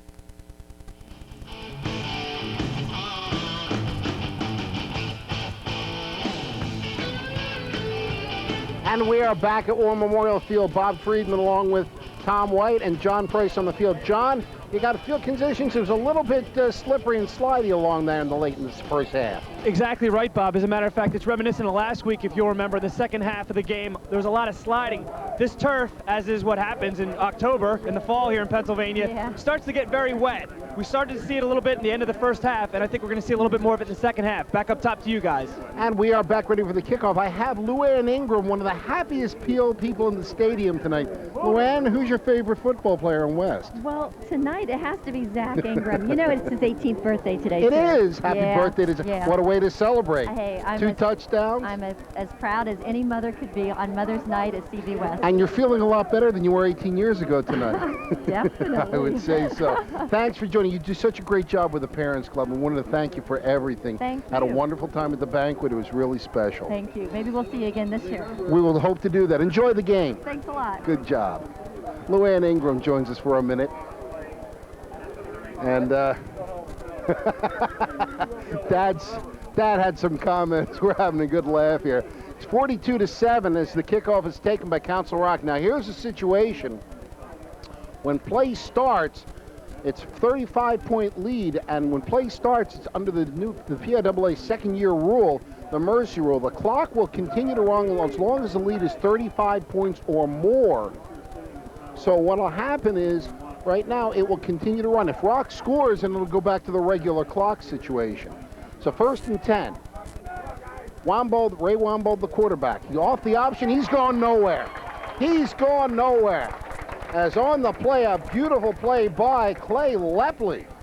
Clay Lepley played down there at Warrington, too. He's one of those Warrington AA boys doing a great job. Got him in there at defensive end. Looks like he's got a little wrap on his hands. Ray trying to run that little option play. Clay, the defensive end. His responsibility as quarterback. He wraps him up. Here it is. Watch the replay now. Plays your defensive end. Here's Ray. Little fake. Gonna get the snap. He's going to get it here. Now he's going to roll to his right. Right here. And now look, Lepley, he fakes there. Lepley just great tackle, takes him to the turf. Now off the play, they're going to throw the ball, left-handed throw, and it's going to go into a crowd. It's going to be knocked down. As the ball was thrown, I think that was on the throw, that was John Miles. He was going for Renitsky, but there were three black shirts around. Kind of an ill-advised throw, but he put the ball up there. It'll be 3rd and 10. Yeah, they just saw that coming. They saw that play in the first half and almost picked it off. There again, he goes back to pass. Well, Nobody was really faked out. I didn't think that the safety did a good job. As long as the guy has the ball, he's getting deep. The ball was actually underthrown, and only because the two West guys were going up for it did one of them not come down with the interception. 3rd and 10, single setback, strong side right. Rolling to the right, getting outside, not getting outside, throwing the ball, and almost intercepting the ball. Was that, yeah, that's Camburn back there, but a great pursuit again as rolling to the right. Gavin Potter gets him, but again, Wambold shows a way to get loose, throws the ball. Good strong arm. He's in the grip of somebody, still threw the ball about 25 yards downfield. Camburn, though, right there now on 4th down. It looks like Stapleton's going to, no, this is not Stapleton. This is, again, this is Rizel, who let a beauty go. No, this is Stapleton. I'm sorry about that. And again, he did what he did before, Bob. He doesn't kick the ball to the dangerous weapons back there. That time they had Franny Golden and James West. He kicks it out of bounds, gets some distance on it, so he gets a 40-yard kick, no return. Well, That's actually, a great that kick. was Jeff Morrow on the kick. Jeff Morrow. Well, Jeff Morrow is a good kick. It's an excellent kick. West will take the ball now as the clock will continue to run. 9.5 minutes to go in the 3rd quarter, 42-7. West with the ball at their own 38-yard line. And we'll try to get some of the names as both teams as a score 35-point deficit here as the game starts to roll along. We'll try to get some of the new kids' names that get in the game on the air here. On 1st and 10, looks like we got a no, it's still to Giacomo. Ball's on the ground. Handoff goes, and I think it's going to go just as it did at the beginning of the first half. It's going to go over to Council Rock. I wonder, is that DiGiacomo and a quarterback? I don't think so. Taking a look, yeah, it was DiGiacomo, and it was just a mishandled snap. As Council Rock takes the ball over, I want to thank Lynn Russell and her cheerleading crew. Got another game ball, and my annual game ball. See, their girls are so good they throw it over our booth, and we can't get it. So every year they bring one up for me, and I got a game ball. So John Price, you better find those cheerleaders. I promised we were going to talk to them. So I know it's a tough job, but you better get over there and talk to them. You know what I'm saying? On 1st down, carry for short yardage, about 4 yards, as Council Rock takes the ball over in Buck territory. The carry by Coppola, who's done a nice job running today. Yeah, and Shaw in there on a tackle again. And Potter also in there on the tackle. West really gelled, Bob, after that first 7-0 put up on the board. The Giacomo's interception for a touchdown, Ingram's interception for a touchdown, and West just really built momentum off of those two scores, and they haven't looked back. 2nd and 7 after the 3-yard carry by Coppola. Wambold under center. Single setback is Coppola. He pitches it back, and the ball's on the ground, and going to pick it up is Coppola, and he did the smart thing. He could have tried to pick it up. He had a little room, but he just landed on the ball, secured it. They'll lose a lot of yardage, but at least they'll keep the ball. Yeah, he does a good job to just get back. He sees the ball's pitched behind him. Could have very easy, as you said, went over, try to pick it up. As he's picking up, gets hit and loses it again, and West could pick it up and go the other way. He's the only white shirt there with a bunch of black shirts running after it. If he tries to pick it up and he misses it, it's just a free run to the end zone at that point. Third down now and about 18 yards to go for the first down. Ball now resting at the 47 of CB West. Slot to the right side. Counter fake. Now he's going to try the screen. Now he's going to throw it, and he's going to throw the ball away. Knocked down is Wambold, who's been under a fierce rush this half. Yeah, Lepley and Varillo right in his face that time. Good defensive series for West. After the turnover, you would have thought maybe they would have got some opportunity to get some points, but West has totally shut them down. And they have. That was a screen play they were trying to set up, and he went back to throw. Not only was the pursuit there, but the screen man was covered as well. He had to throw the ball away. So on fourth down, Jeff Johnson and Cam Byrne back. And I believe this is Morrow again. He'll stand at his own 41-yard line. High snap goes over his head. Now this is, oh, and he's buried. Oh, he's buried on the play. Gavin Potter just nailed him. Now that was Stapleton on that one. It's hard to tell. It's either 93 or 99. It's either Morrow or Stapleton. Either way, he got nailed. And Council Rock just shot themselves on the foot on that series, taking over the fumble and going backwards. And now CB West has the ball at the 36-yard line at Council Rock. Yeah, that was Morrow. He's the kicker. High snap over his head. Tried to get back and kick it, but Potter does a great job to aggressively go after him, take him to the turf. Well, they have a timeout called. The clock will stop with 6:21 to go in the third quarter. And Bob, we're a week away from the big game. Oh, yeah. You mean the Mount Hope Epiphany game? No. Oh, I know what you mean. East-West. Yeah. No, it is the big game. It is the big game. West, of course, will go into the game. It looks like they're going to go into the game undefeated. East, we don't have a score on right now, but they're going to go in at worst with one loss. Of course, if they can beat Truman, as we're talking to playing Truman right now.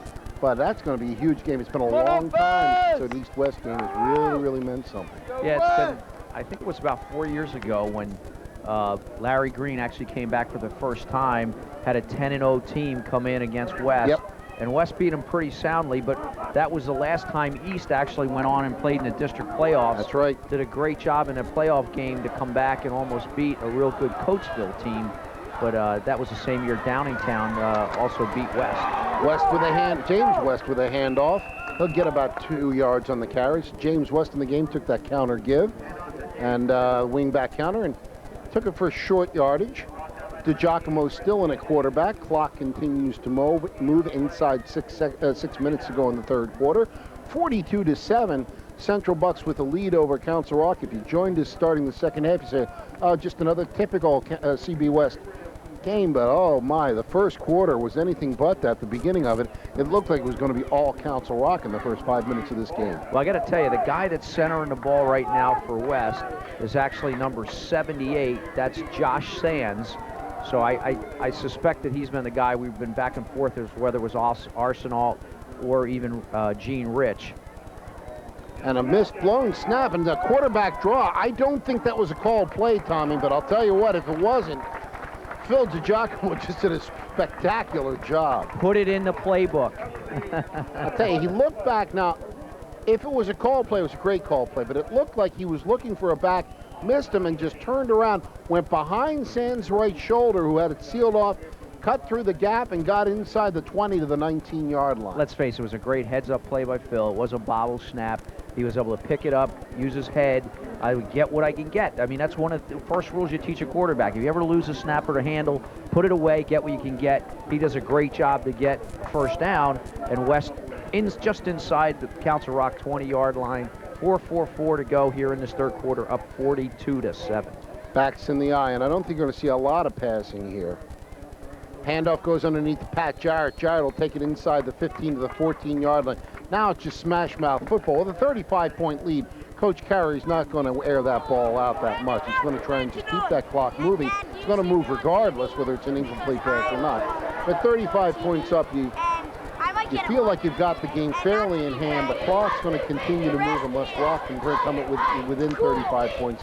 So you just keep it on the ground. You got to love Justin Otten, the tackle for West. He's downfield. They're up 42-7, taking a shot at the safety. Every play, you got to love that. You got to be there. You let down one play, you never know what's going to happen. DiGiacomo with his backs in the eye. Tailback is James West. Behind Pat Jarrett, it goes to West. Cuts it inside, and he's buried there. That looked like a play. I think if West had stayed to his left side, he would have had a little more yardage. I think he may have seen something and just tried to cut it back in, but that was the beef of the Council Rock line, and they just brought him down after a very short game, making 3rd and 5. Wallace and Chance on the tackle. Good job there to hold West of, that's James West, to no gain. And CB West, therefore, no gain. Could you imagine either. the next year when he's running the ball, you're going to be saying James West for West. You won't know whether you're talking about West or West. I'll say James West for the Bucks. Now, if they ever have a Buck West, then I got a problem. 3rd and 5. Single setback. Now, this is a passing look. In motion now goes Bob Warden, rolling to his left. He'll throw it to Warden. That's been open all night. Warden can't catch the ball. I think he tried to run just a split second before he had it. I don't know. Bobby he's going to get a little razzle-dazzle for that little hop that he had there. It looked like he hopped and then tried to catch it. I don't know what that was. Kind of a cute little hop, like a bunny hop. When you're up 35 points, you can afford to laugh a little bit about it. You can hop, but I'm sure Coach Carey, and then when they go over the tapes this week, it's going to turn and say, Warden, can you tell me what this was? I think what he did, he thought the ball was going to be higher, so he went to jump, thinking the ball was going to be higher than it was, and then as he was coming down, he was actually coming down as the ball was getting there. It was awkward. What you forget also, looking at the angle, he may have had that ball up in the lights, too. You never know. At any rate, it's 4th down and 5. They'll go for it this close. They won't go for the field goal, up 35 points. I'm rolling to the left, now back. He throws it. He's got a man. It's tipped, and it's going to be knocked away. He had a man open, and oh, he knew it. Adam Scholl knew it. He had 6, and the ball was just tipped. They'll turn it over on downs. Adam Scholl saw that end zone. He was wide open. His eyes were giant. You could see the glare from up here. Phil had him wide open. It was that same play on 1st and 35. Here it is. It's just kind of a little, let everybody suck in on the him. Lesson there. You see how open. Now watch. See if they can catch it here. He is just, oh no! Adam Scholl said he has a touchdown.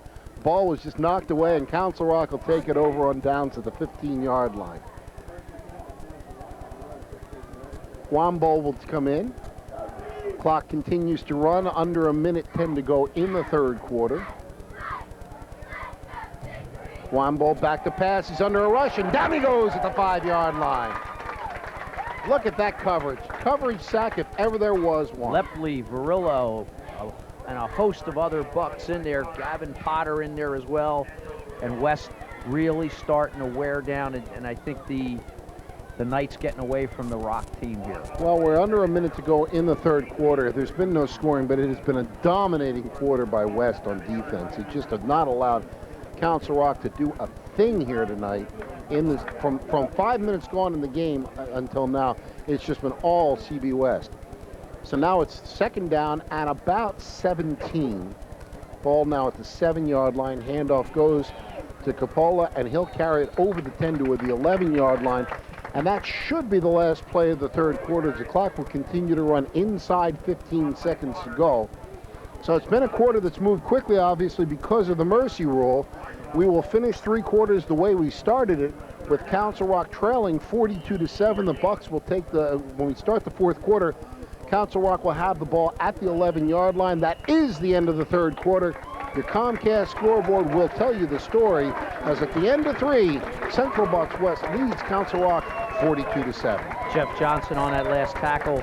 And you know, Council Rock just going to try to maybe get a little bit of momentum going here. They got a big 3rd down and 14 to go, but they're way down in West territory.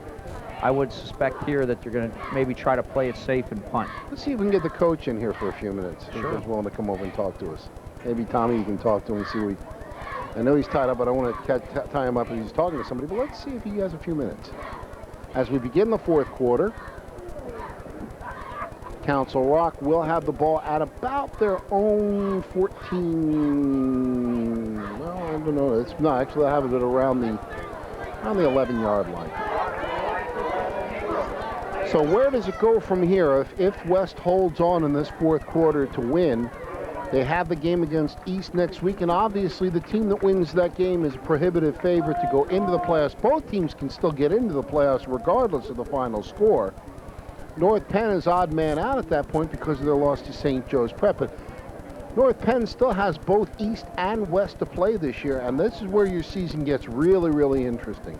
Well, you know, you can't even think to forget about North Penn. I mean, that's one of the teams that obviously is going to vie for one of the district playoff spots.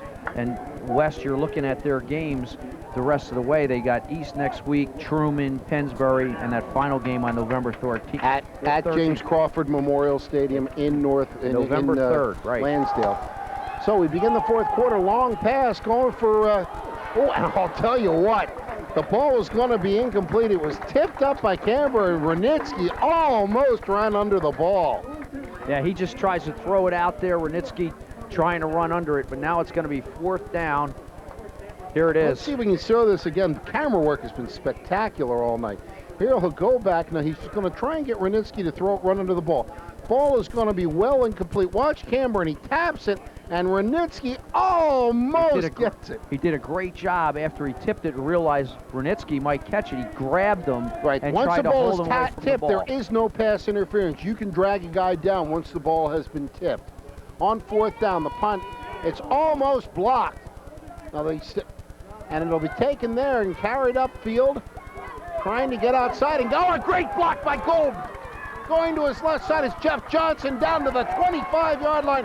Fran Golden with a spectacular block, and Johnson with a super run as he took the ball, went into coverage, came to the outside, looked like he was about to be buried, and Fran Golden just laid somebody out. And we talk about this all the time about these West players, how they really block for one another. There's Franny Golden, turns around, gets a great block on the punt, allows Johnson to get outside, and Johnson breaks it upfield. He's going to get a return of about 20 yards, and it's going to put West first and 10 inside the Council Rock 25-yard line, and they probably got some young guys in the game. We're going to try to get the names up for you. Well, Phil DiGiacomo is still in at quarterback,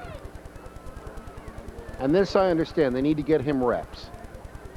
He'll hand the ball underneath and carrying the ball. It looks like Pat Jarrett on the carry. But you want to get DiGiacomo some reps in case he has to play more as the season goes along. He's got to get that time. You're getting into the time of the season, as they say, where the games are going to get tougher and tougher. The competition's going to be stronger, and DiGiacomo's got to be ready for it. But, boy, I'll tell you what, he sure looked ready tonight. Chris Matty in there on the offensive line now, giving some of the starters a chance to get some rest. Clock continuing to move, under 10.5 to go in the fourth quarter, 42-7. West with the lead over Council Rock and the ball at the 20-yard line. Second down and 6. DiGiacomo hands it off underneath, carrying it for some short yardage again. I believe that's Jarrett. That's Jarrett running hard. Got another 2-3 yards. And he's been a big part of the game. Hasn't had a giant run, but he's kept the defensive line and the linebackers honest. He's getting 4, 5, 6 yards. And they got to respect it, and it's given Phil DiGiacomo a little bit of time to throw the ball behind that offensive line. Again, I can't talk enough about what a great job they've done tonight. It's a third down, a long 3, the ball resting at the 17-yard line.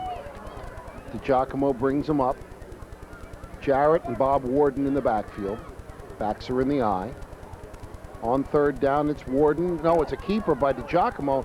He's going to be hemmed in, I think, a good stiff arm, but he's brought down at about the 15-yard line. He'll be about 1.5 yards shy of the first down. Again, DiGiacomo showing that good stiff arm, does a great job, and it'll be fourth down and about 1 yard to go. He's just so strong, and you know, if you think you can come up and just arm tackle him or use your shoulder to kind of knock him down, you got another thing coming. He's just really strong. You know, Phil's listed in the book here, Bob, 12th grader, he's 6'2", 215, and he's solid, strong, and he, on top of a very smart kid. It's a fourth and about 1 yard to go. Power look. Camburn now goes in motion to the left side. It goes to Jarrett. He's got the first down. He's to the 5. He breaks it inside the 5 to about the 4-yard line. There's Patty's. You see him get off the ground. And again, we talked earlier about how hard Pat's worked this year to get himself in shape to play football. And we have our expert color analyst from last week has come back to join us. I thought I was fired. No, you did a great job. Let's put the headsets on you for a minute. Hang on. And here we go. We got Pat Jarrett. Again, just behind that offensive line. Camburn in motion. He's going to get up in the hole. Pat Jarrett covering up the ball. Rich in there, nice little block downfield, and Coach Mike Pettin joining us. I got to tell you, these offensive linemen have done a great job getting downfield blocking. The entire offense, you got to give them credit. It's just a complete package. Quarterback, the receivers, the running backs, and now it's, you get a lead, a little power football, and I think what West has to be working on is 4 quarters of conditioning when you play a tough team like East next week. Might go down to the wire. Some people were questioning, why are the troops still in there? Most of these kids, they've been out by halftime. They need work. Well, and Bob, especially with Phil, right. If he has to play next week, he certainly has to get used to the entire package in the offense.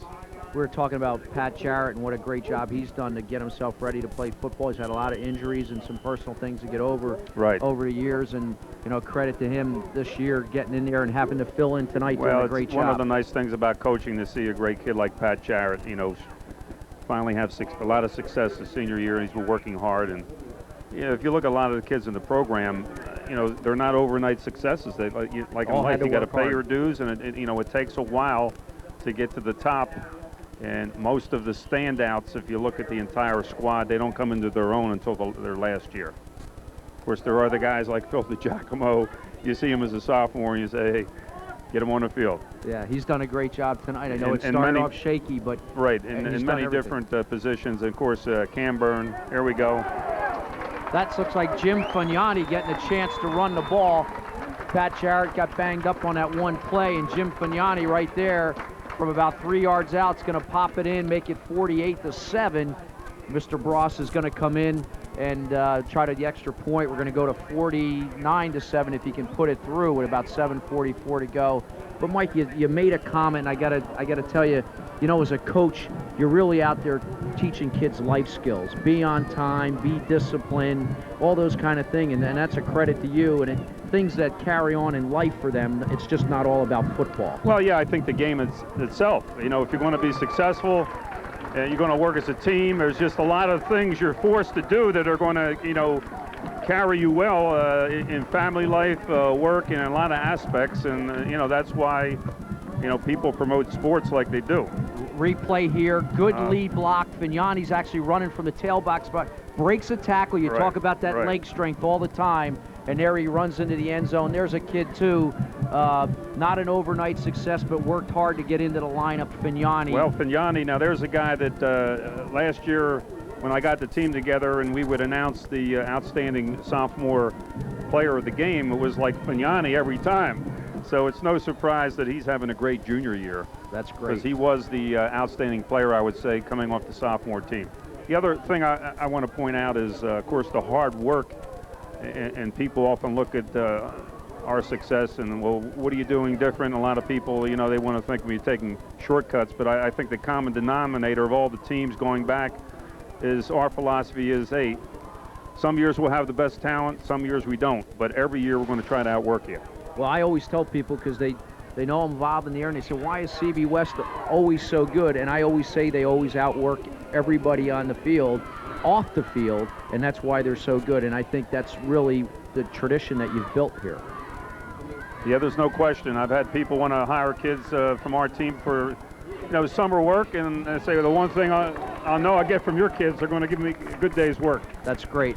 There to kick off. And this year they've worked harder than ever. They're coming in on a lot of pressure. They had that Florida thing, and Coach Carey has said, he stepped it up another notch, and give credit to the kids because they've responded.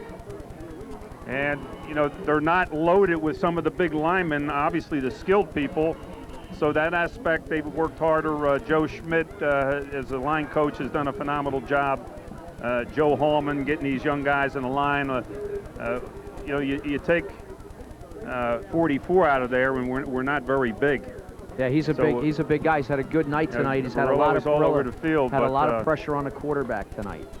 You know, I'm sure a lot of teams are going to look at, hey, West isn't too big. We're going to come right at them. But then you have to deal with the quickness and the strength. You know, a kid like Potter, not that big, but you see all the plays he's making on defense tonight. Well, he had a nice punt tackle on that high snap over the punter's head. He put him right to the turf. Let's talk a little bit about the games that are coming up. Bob and I had a short minute. We were talking about North Penn. Somehow, I know I saw your son in the booth tonight.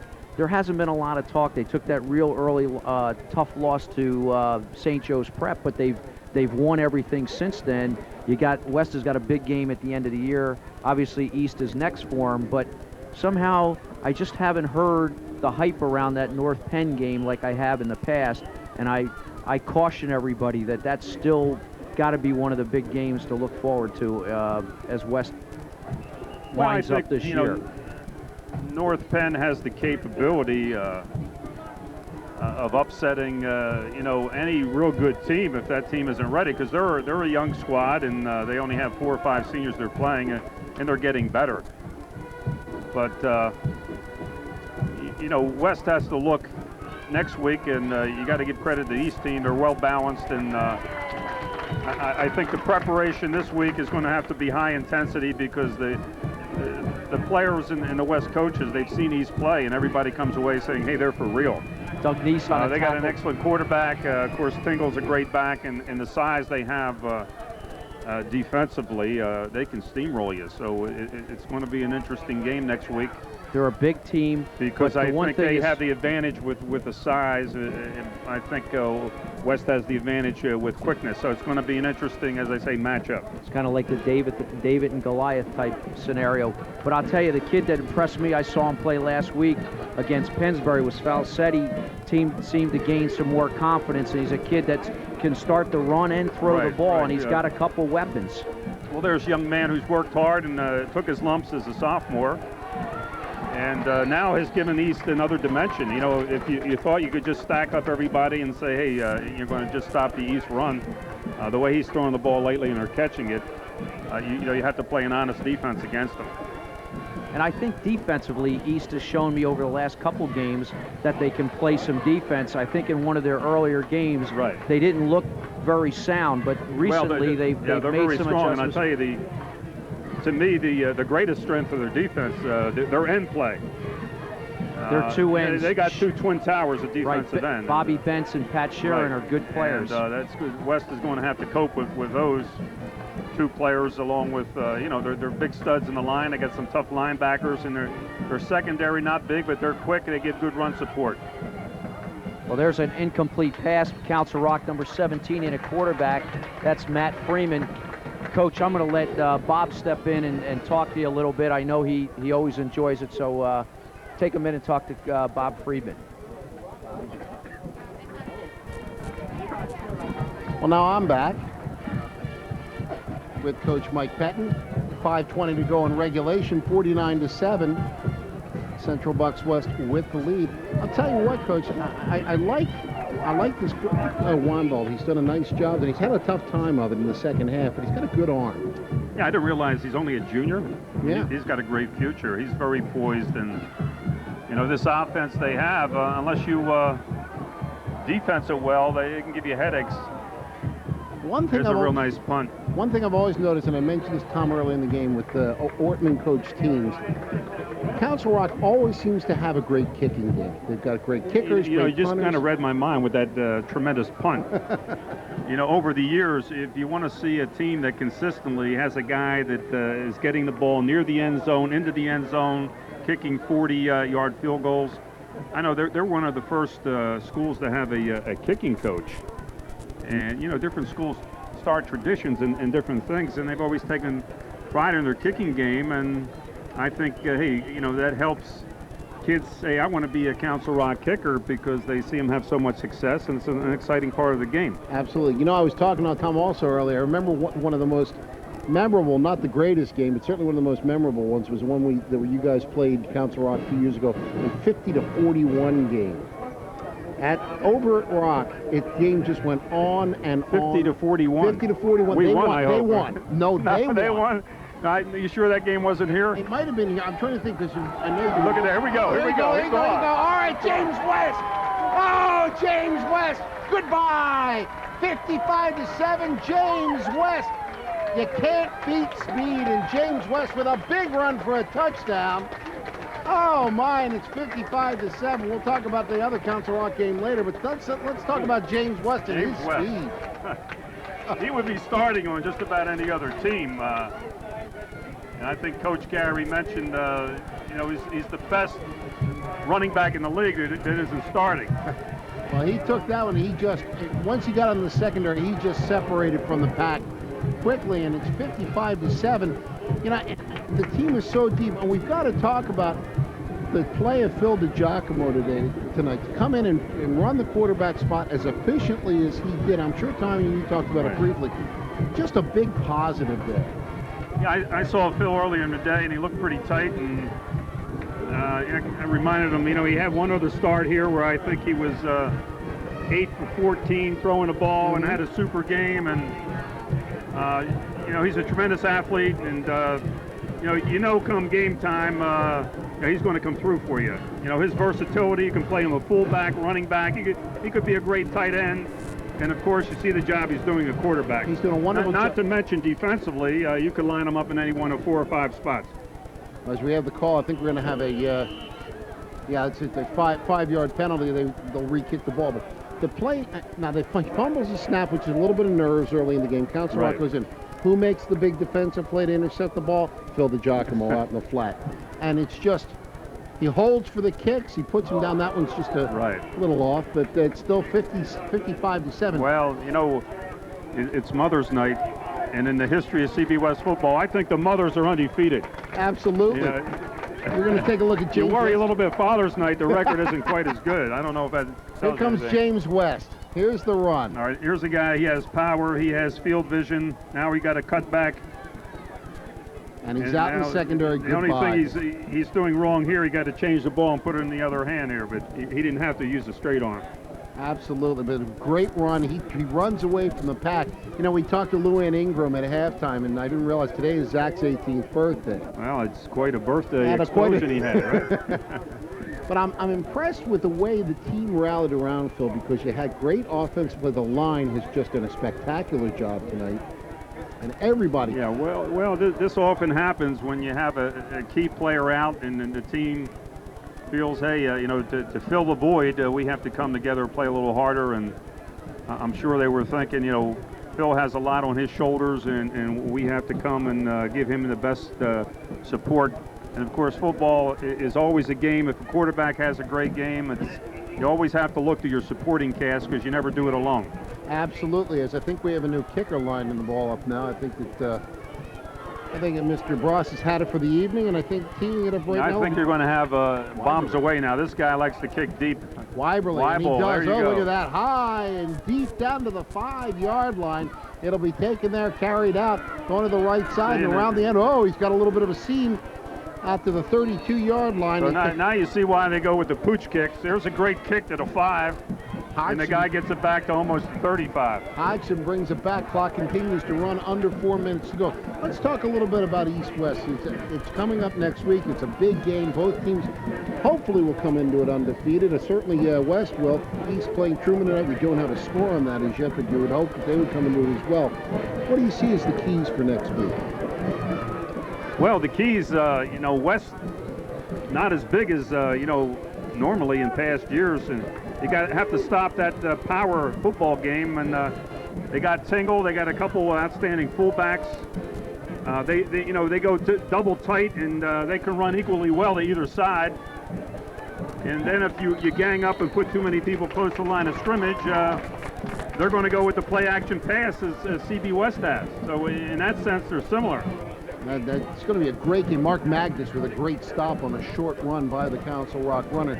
It is going to be a great game. It's a very well matched. And I think turnovers certainly will be a key to that game. And I know Coach Gary's going to have to look and say with the way East has been controlling the ball. I mean, you take the Penridge game, which I saw, and Penridge had all that explosiveness, but didn't get to use it that much until late in the game because East just kept the football away from them. As we have a pitch back and carrying the ball for some good yardage to the outside. Let's see who we've got on that carry. Number 22, that's Mike Storione into the game as we have some fresh jerseys in here, under 2.5 to go. But you're right. East has that ball control type offense. They have the power look. It's going to be a tough one. I think the team that scores first is going to, I mean, it's obviously cliche, but in this case it's true. It's going to have a huge advantage. Well, I think psychologically. But I was glad to see CB West go behind tonight because you always you don't want to be in that situation like against a team like East. Now they've been there, they got the confidence they can come back. They took the other team's best shot and kept their poise, and that's always a test that you won of your club. Well, they scored in just about every way imaginable. They scored on two picks. Great job by Zach Ingram, the birthday boy, as well as Phil DiGiacomo. Right. Camburn with a nice interception. That really set the tone. They kind of took Wambold out of his game a little bit. Yeah, once they got Council Rock down, you pretty much are going to play them pass. You're telling your D linemen to, pin their ears back and go. You're telling your secondary expect pass on every play. And every now and then they're going to, hit you with a little trap, a little run. And so if they get 5 or 6 yards, who cares? Just keep them off the board with the big one. Another big arm for Council Rock. We got a little Matt Friedman. They're going to call interference. A little bit of interference. The running back, by the way, great name for a running back, Mike. It's Bo Johnson, number 40. Bo Johnson. That is Johnson. Impressive. There's a running back's name. Let's see what we got the call here. Matt Friedman in the game showed a good arm there. Good, solid, long arm. A little bit too long, but... Yeah, this is basically the guys that will be playing in a JV game. Defense. They're getting a little extra work. 15-yard penalty. Automatic first down. They're getting some time. They're getting some opportunity to get in there. They're giving the starters a breather. They're getting their time. It's a chance to step out on War Memorial and get the feel of the game. And you get into the time of the season where, you get an injury, you got to have somebody step in there. You have a James West who can step in. He does a wonderful job, as you mentioned. You have other people do super jobs, but... Yeah, this is very important for the coaches to watch this aspect of the game because you're always looking for kids that shine in this varsity competition that you can move up. Pitch goes to the outside, and stepping out of bounds on the pitch was Bill Caton with the balls. We're inside a minute to go. Because you realize you usually don't take film of JV games. Right. So, you may get a coach come back and say so-and-so look good. But when you get these JV players in what you call sometimes mop-up action, and they're on film and they're making great plays, sometimes the coaches say, hey, we got to get this guy on the varsity field. Get him some reps. We got to get him some reps, move him up to second team, or maybe start him. Well, this could be the last play of the game as Matt Friedman under quarterback Bo Johnson, the up back Bill Caton, the tailback, and it's Friedman back to pass. Looks, and he's under a rush, and down he goes, and that should just about do it as we're inside 15 seconds to go. So next week, the big game as it will... Next week, I'm sure, East took care of business at Truman, so you should have 2 undefeated teams, and, it's pretty exciting for... And lurking down the road, same school district. Is whichever team wins still has North Penn to face. Well, yeah, I think North Penn has to worry about the game they have tomorrow. Absolutely, in Chamonix. North Penn, Council Rock getting hot. North Penn could have problems with them. So North Penn has a lot of headaches before they can worry about a big one down the last game. Well, we'll see what happens in that. Right now, we have come to the end of the game. Final score, Central Bucks West 55, Council Rock 7. We're going to take a break. We'll come back and have some final comments with Tom, myself. The coach will be here. Oh, we're going to hang right here, Coach.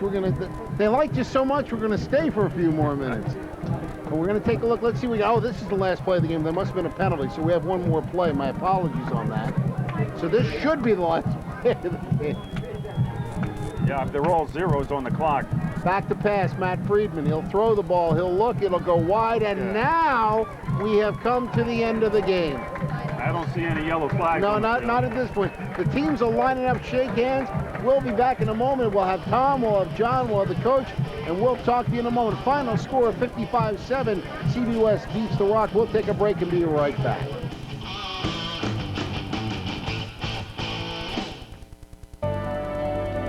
Have you been doing any financial planning lately? Have you heard about time dollars? Time flies, but don't miss this investment. Invest a little time in being a friend to an older person. It will enrich your life as well as enriching theirs. The Time Dollar program is like money in the bank. Your volunteer hours are saved for you until you need the same attention, or if you wish, you can donate them to someone else. We will find you a senior friend. Can you find the time? Call the Time Dollar program for an investment of a lifetime. The number is 215-348-0510. Time Dollar program is sponsored by the Bucks County Area Agency on Aging, the Pennsylvania Department of Aging, and the Department of Health and Human Services Administration on Aging. Remember, share your time with an older person and enrich your life.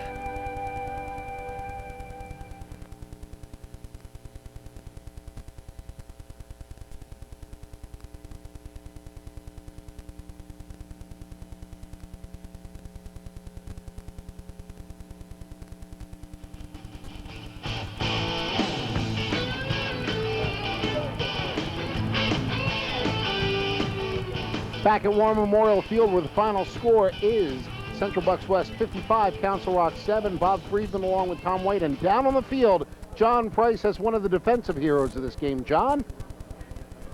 Down on the field with Angelo Varillo, who had an outstanding game, especially defensively. 3 sacks from the defensive standpoint.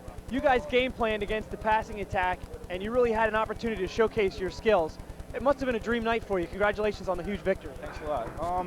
Yeah, we came in here knowing that we had to step it up on defense. We didn't have a hot week last week against Neshaminy. So we worked on it all week. We came in here, and I think we really came through.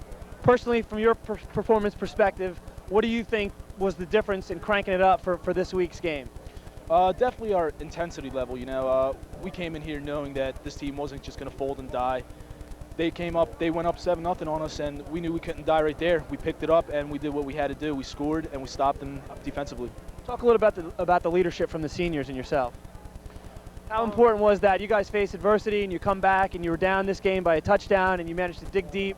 You guys really have taken the reins and have righted the ship in the times like, for example, today in the first quarter when they jumped out onto a lead. Definitely. You know, coming into the season, we knew we had a lot of good leaders here, you know, and as the season went on, the leadership just grew, became stronger, and we knew coming into this game, we had to pick it up, and that's what we did. Offensively, you're a dominant blocker. Coach Pettin does some of the games with us. He referred to the fact that, you know, taking you out of there and the line gets a lot smaller. You're a dominant presence out there, but on offense, would you like to catch a tight end curl or something like that? I mean, would you like to be incorporated a little more in the passing attack? Yeah, you know, I mean, that'd be great, but I don't know if that's going to be happening in the near future.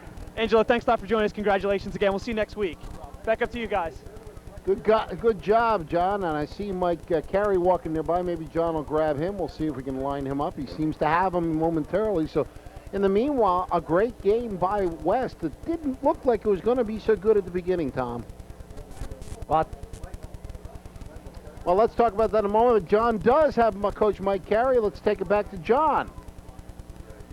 Coach, last week it was Neshaminy and the vaunted running attack. This week, you come into the week game planning against this passing attack.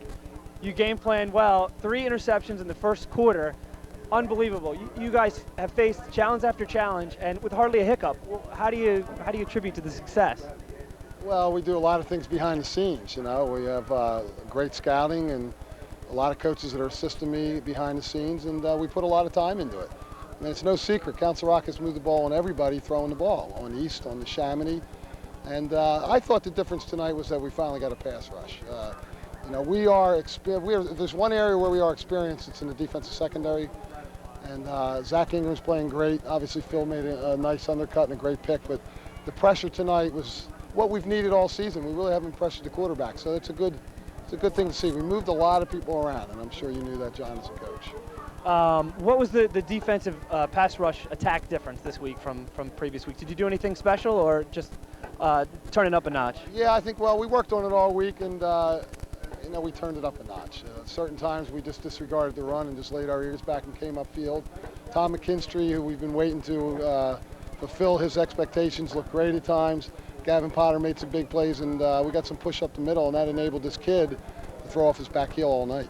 Coming into tonight, I wanted to talk to you a little bit about how Phil DiGiacomo is kind of the cornerstone to the offense out of the fullback spot this year. Last year, he was a marquee running back, played wing back, had that game at quarterback, and then tonight, it just so happens he steps in at quarterback. Talk a little bit about the value of a Phil DiGiacomo to this team. Well, it's, you know, when I realized Michael Oriole was not going to play tonight, you know, my thoughts went right to Phil, and it's great to have somebody of that stature that can jump right in. Phil was a little bit rusty because we just don't get him the reps that the first team got during the week. But he's a gamer. We stuck with the same game plan, and you know, we're going to throw the football because of the receivers I have. I was watching Phil tonight. He had a couple shaky snaps on the exchange. Like you said, he doesn't get any reps in practice. But one thing I did notice from a quarterback perspective, you had him rolling out a lot to the left, and I was thinking, oh, that's got to be a nightmare for a kid who doesn't get a chance to throw a lot. But yet, Phil was up to the challenge. It certainly didn't seem to faze him. Yeah, a lot of that had to do, John, with the field position we were in and the hash mark position. The shakiness with the center is his cadence. You know, he's just got a different rhythm to it. And actually, at times when my offensive line was getting down, you know, if he's the quarterback next week, and I'm not sure of that situation, he'll be better. Well, you guys have had more than your share of adversity, and you guys are up to the challenge every week. Congratulations, 6-0 on the season, Coach. We'll be here for next week's game. Congratulations. Back up to you guys. Well, we're back here, and Mike Pettin Sr. joins us. A few good words there by Coach Carey. And the one thing that I think most people don't realize, talk about how much time you put in every week to get ready for a game. Oh, there's no question, and you talk about time. You know, the East-West game, on both staffs will just put in as much time as humanly possible. So it starts after this game. So you got. But you know, hard work. There's more to it. You have to have a good game plan. You have to have obviously good talent. But the hard work, and of course you have to work effectively. You know, you can be out there with a 2.5 3-hour practice, and if you're not practicing well, but certainly the hours the coaches put in. I mean, tomorrow morning, Coach will be evaluating film. I'll be meeting with the staff. Sunday night coaches meeting. Let's go down to the field real quick. They got Phil DiGiacomo, easily the star of this game. Hey, down here on the field with Phil DiGiacomo. Phil, another unbelievably dominant performance from this West team. I know you guys had game planned, obviously, very well against the passing attack. It showed, especially in that first quarter with 3 interceptions. I mean, did you guys know what they were doing before they did? Not really. We just, you know, focused in on the pass. We knew, you know, they're a passing team, and we just, you know, covered our guys, and, you know, hopefully, you know, things worked out, and apparently they did. So from an offensive perspective, you guys game planned all week. You knew what you were doing from the fullback spot. Tonight, actually, you ended up lining up behind the center and playing some quarterback. A great performance. What's it like? Was there an extra level of nervousness or anything because you were a little bit maybe more unprepared? Yeah, because, you know, I was focusing on all week on, you know, making my blocks at fullback and, you know, catching the ball on the flats or whatnot.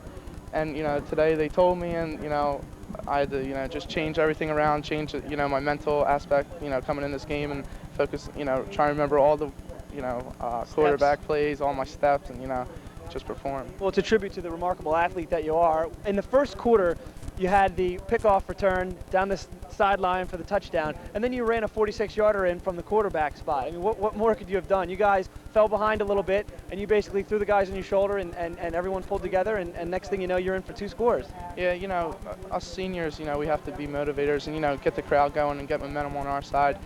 And, you know, it was either me, Dave, you know, Scholl, someone was going to provide that, and fortunately it was me. You've been around in a lot of positions on offense, the wing, fullback, running back, quarterback. Do you have a preference, or as long as you're on the field, you're happy? As long as I'm on the field, I'm happy, whatever comes. Well, congratulations, Phil, on a great victory, and we'll see you guys next week.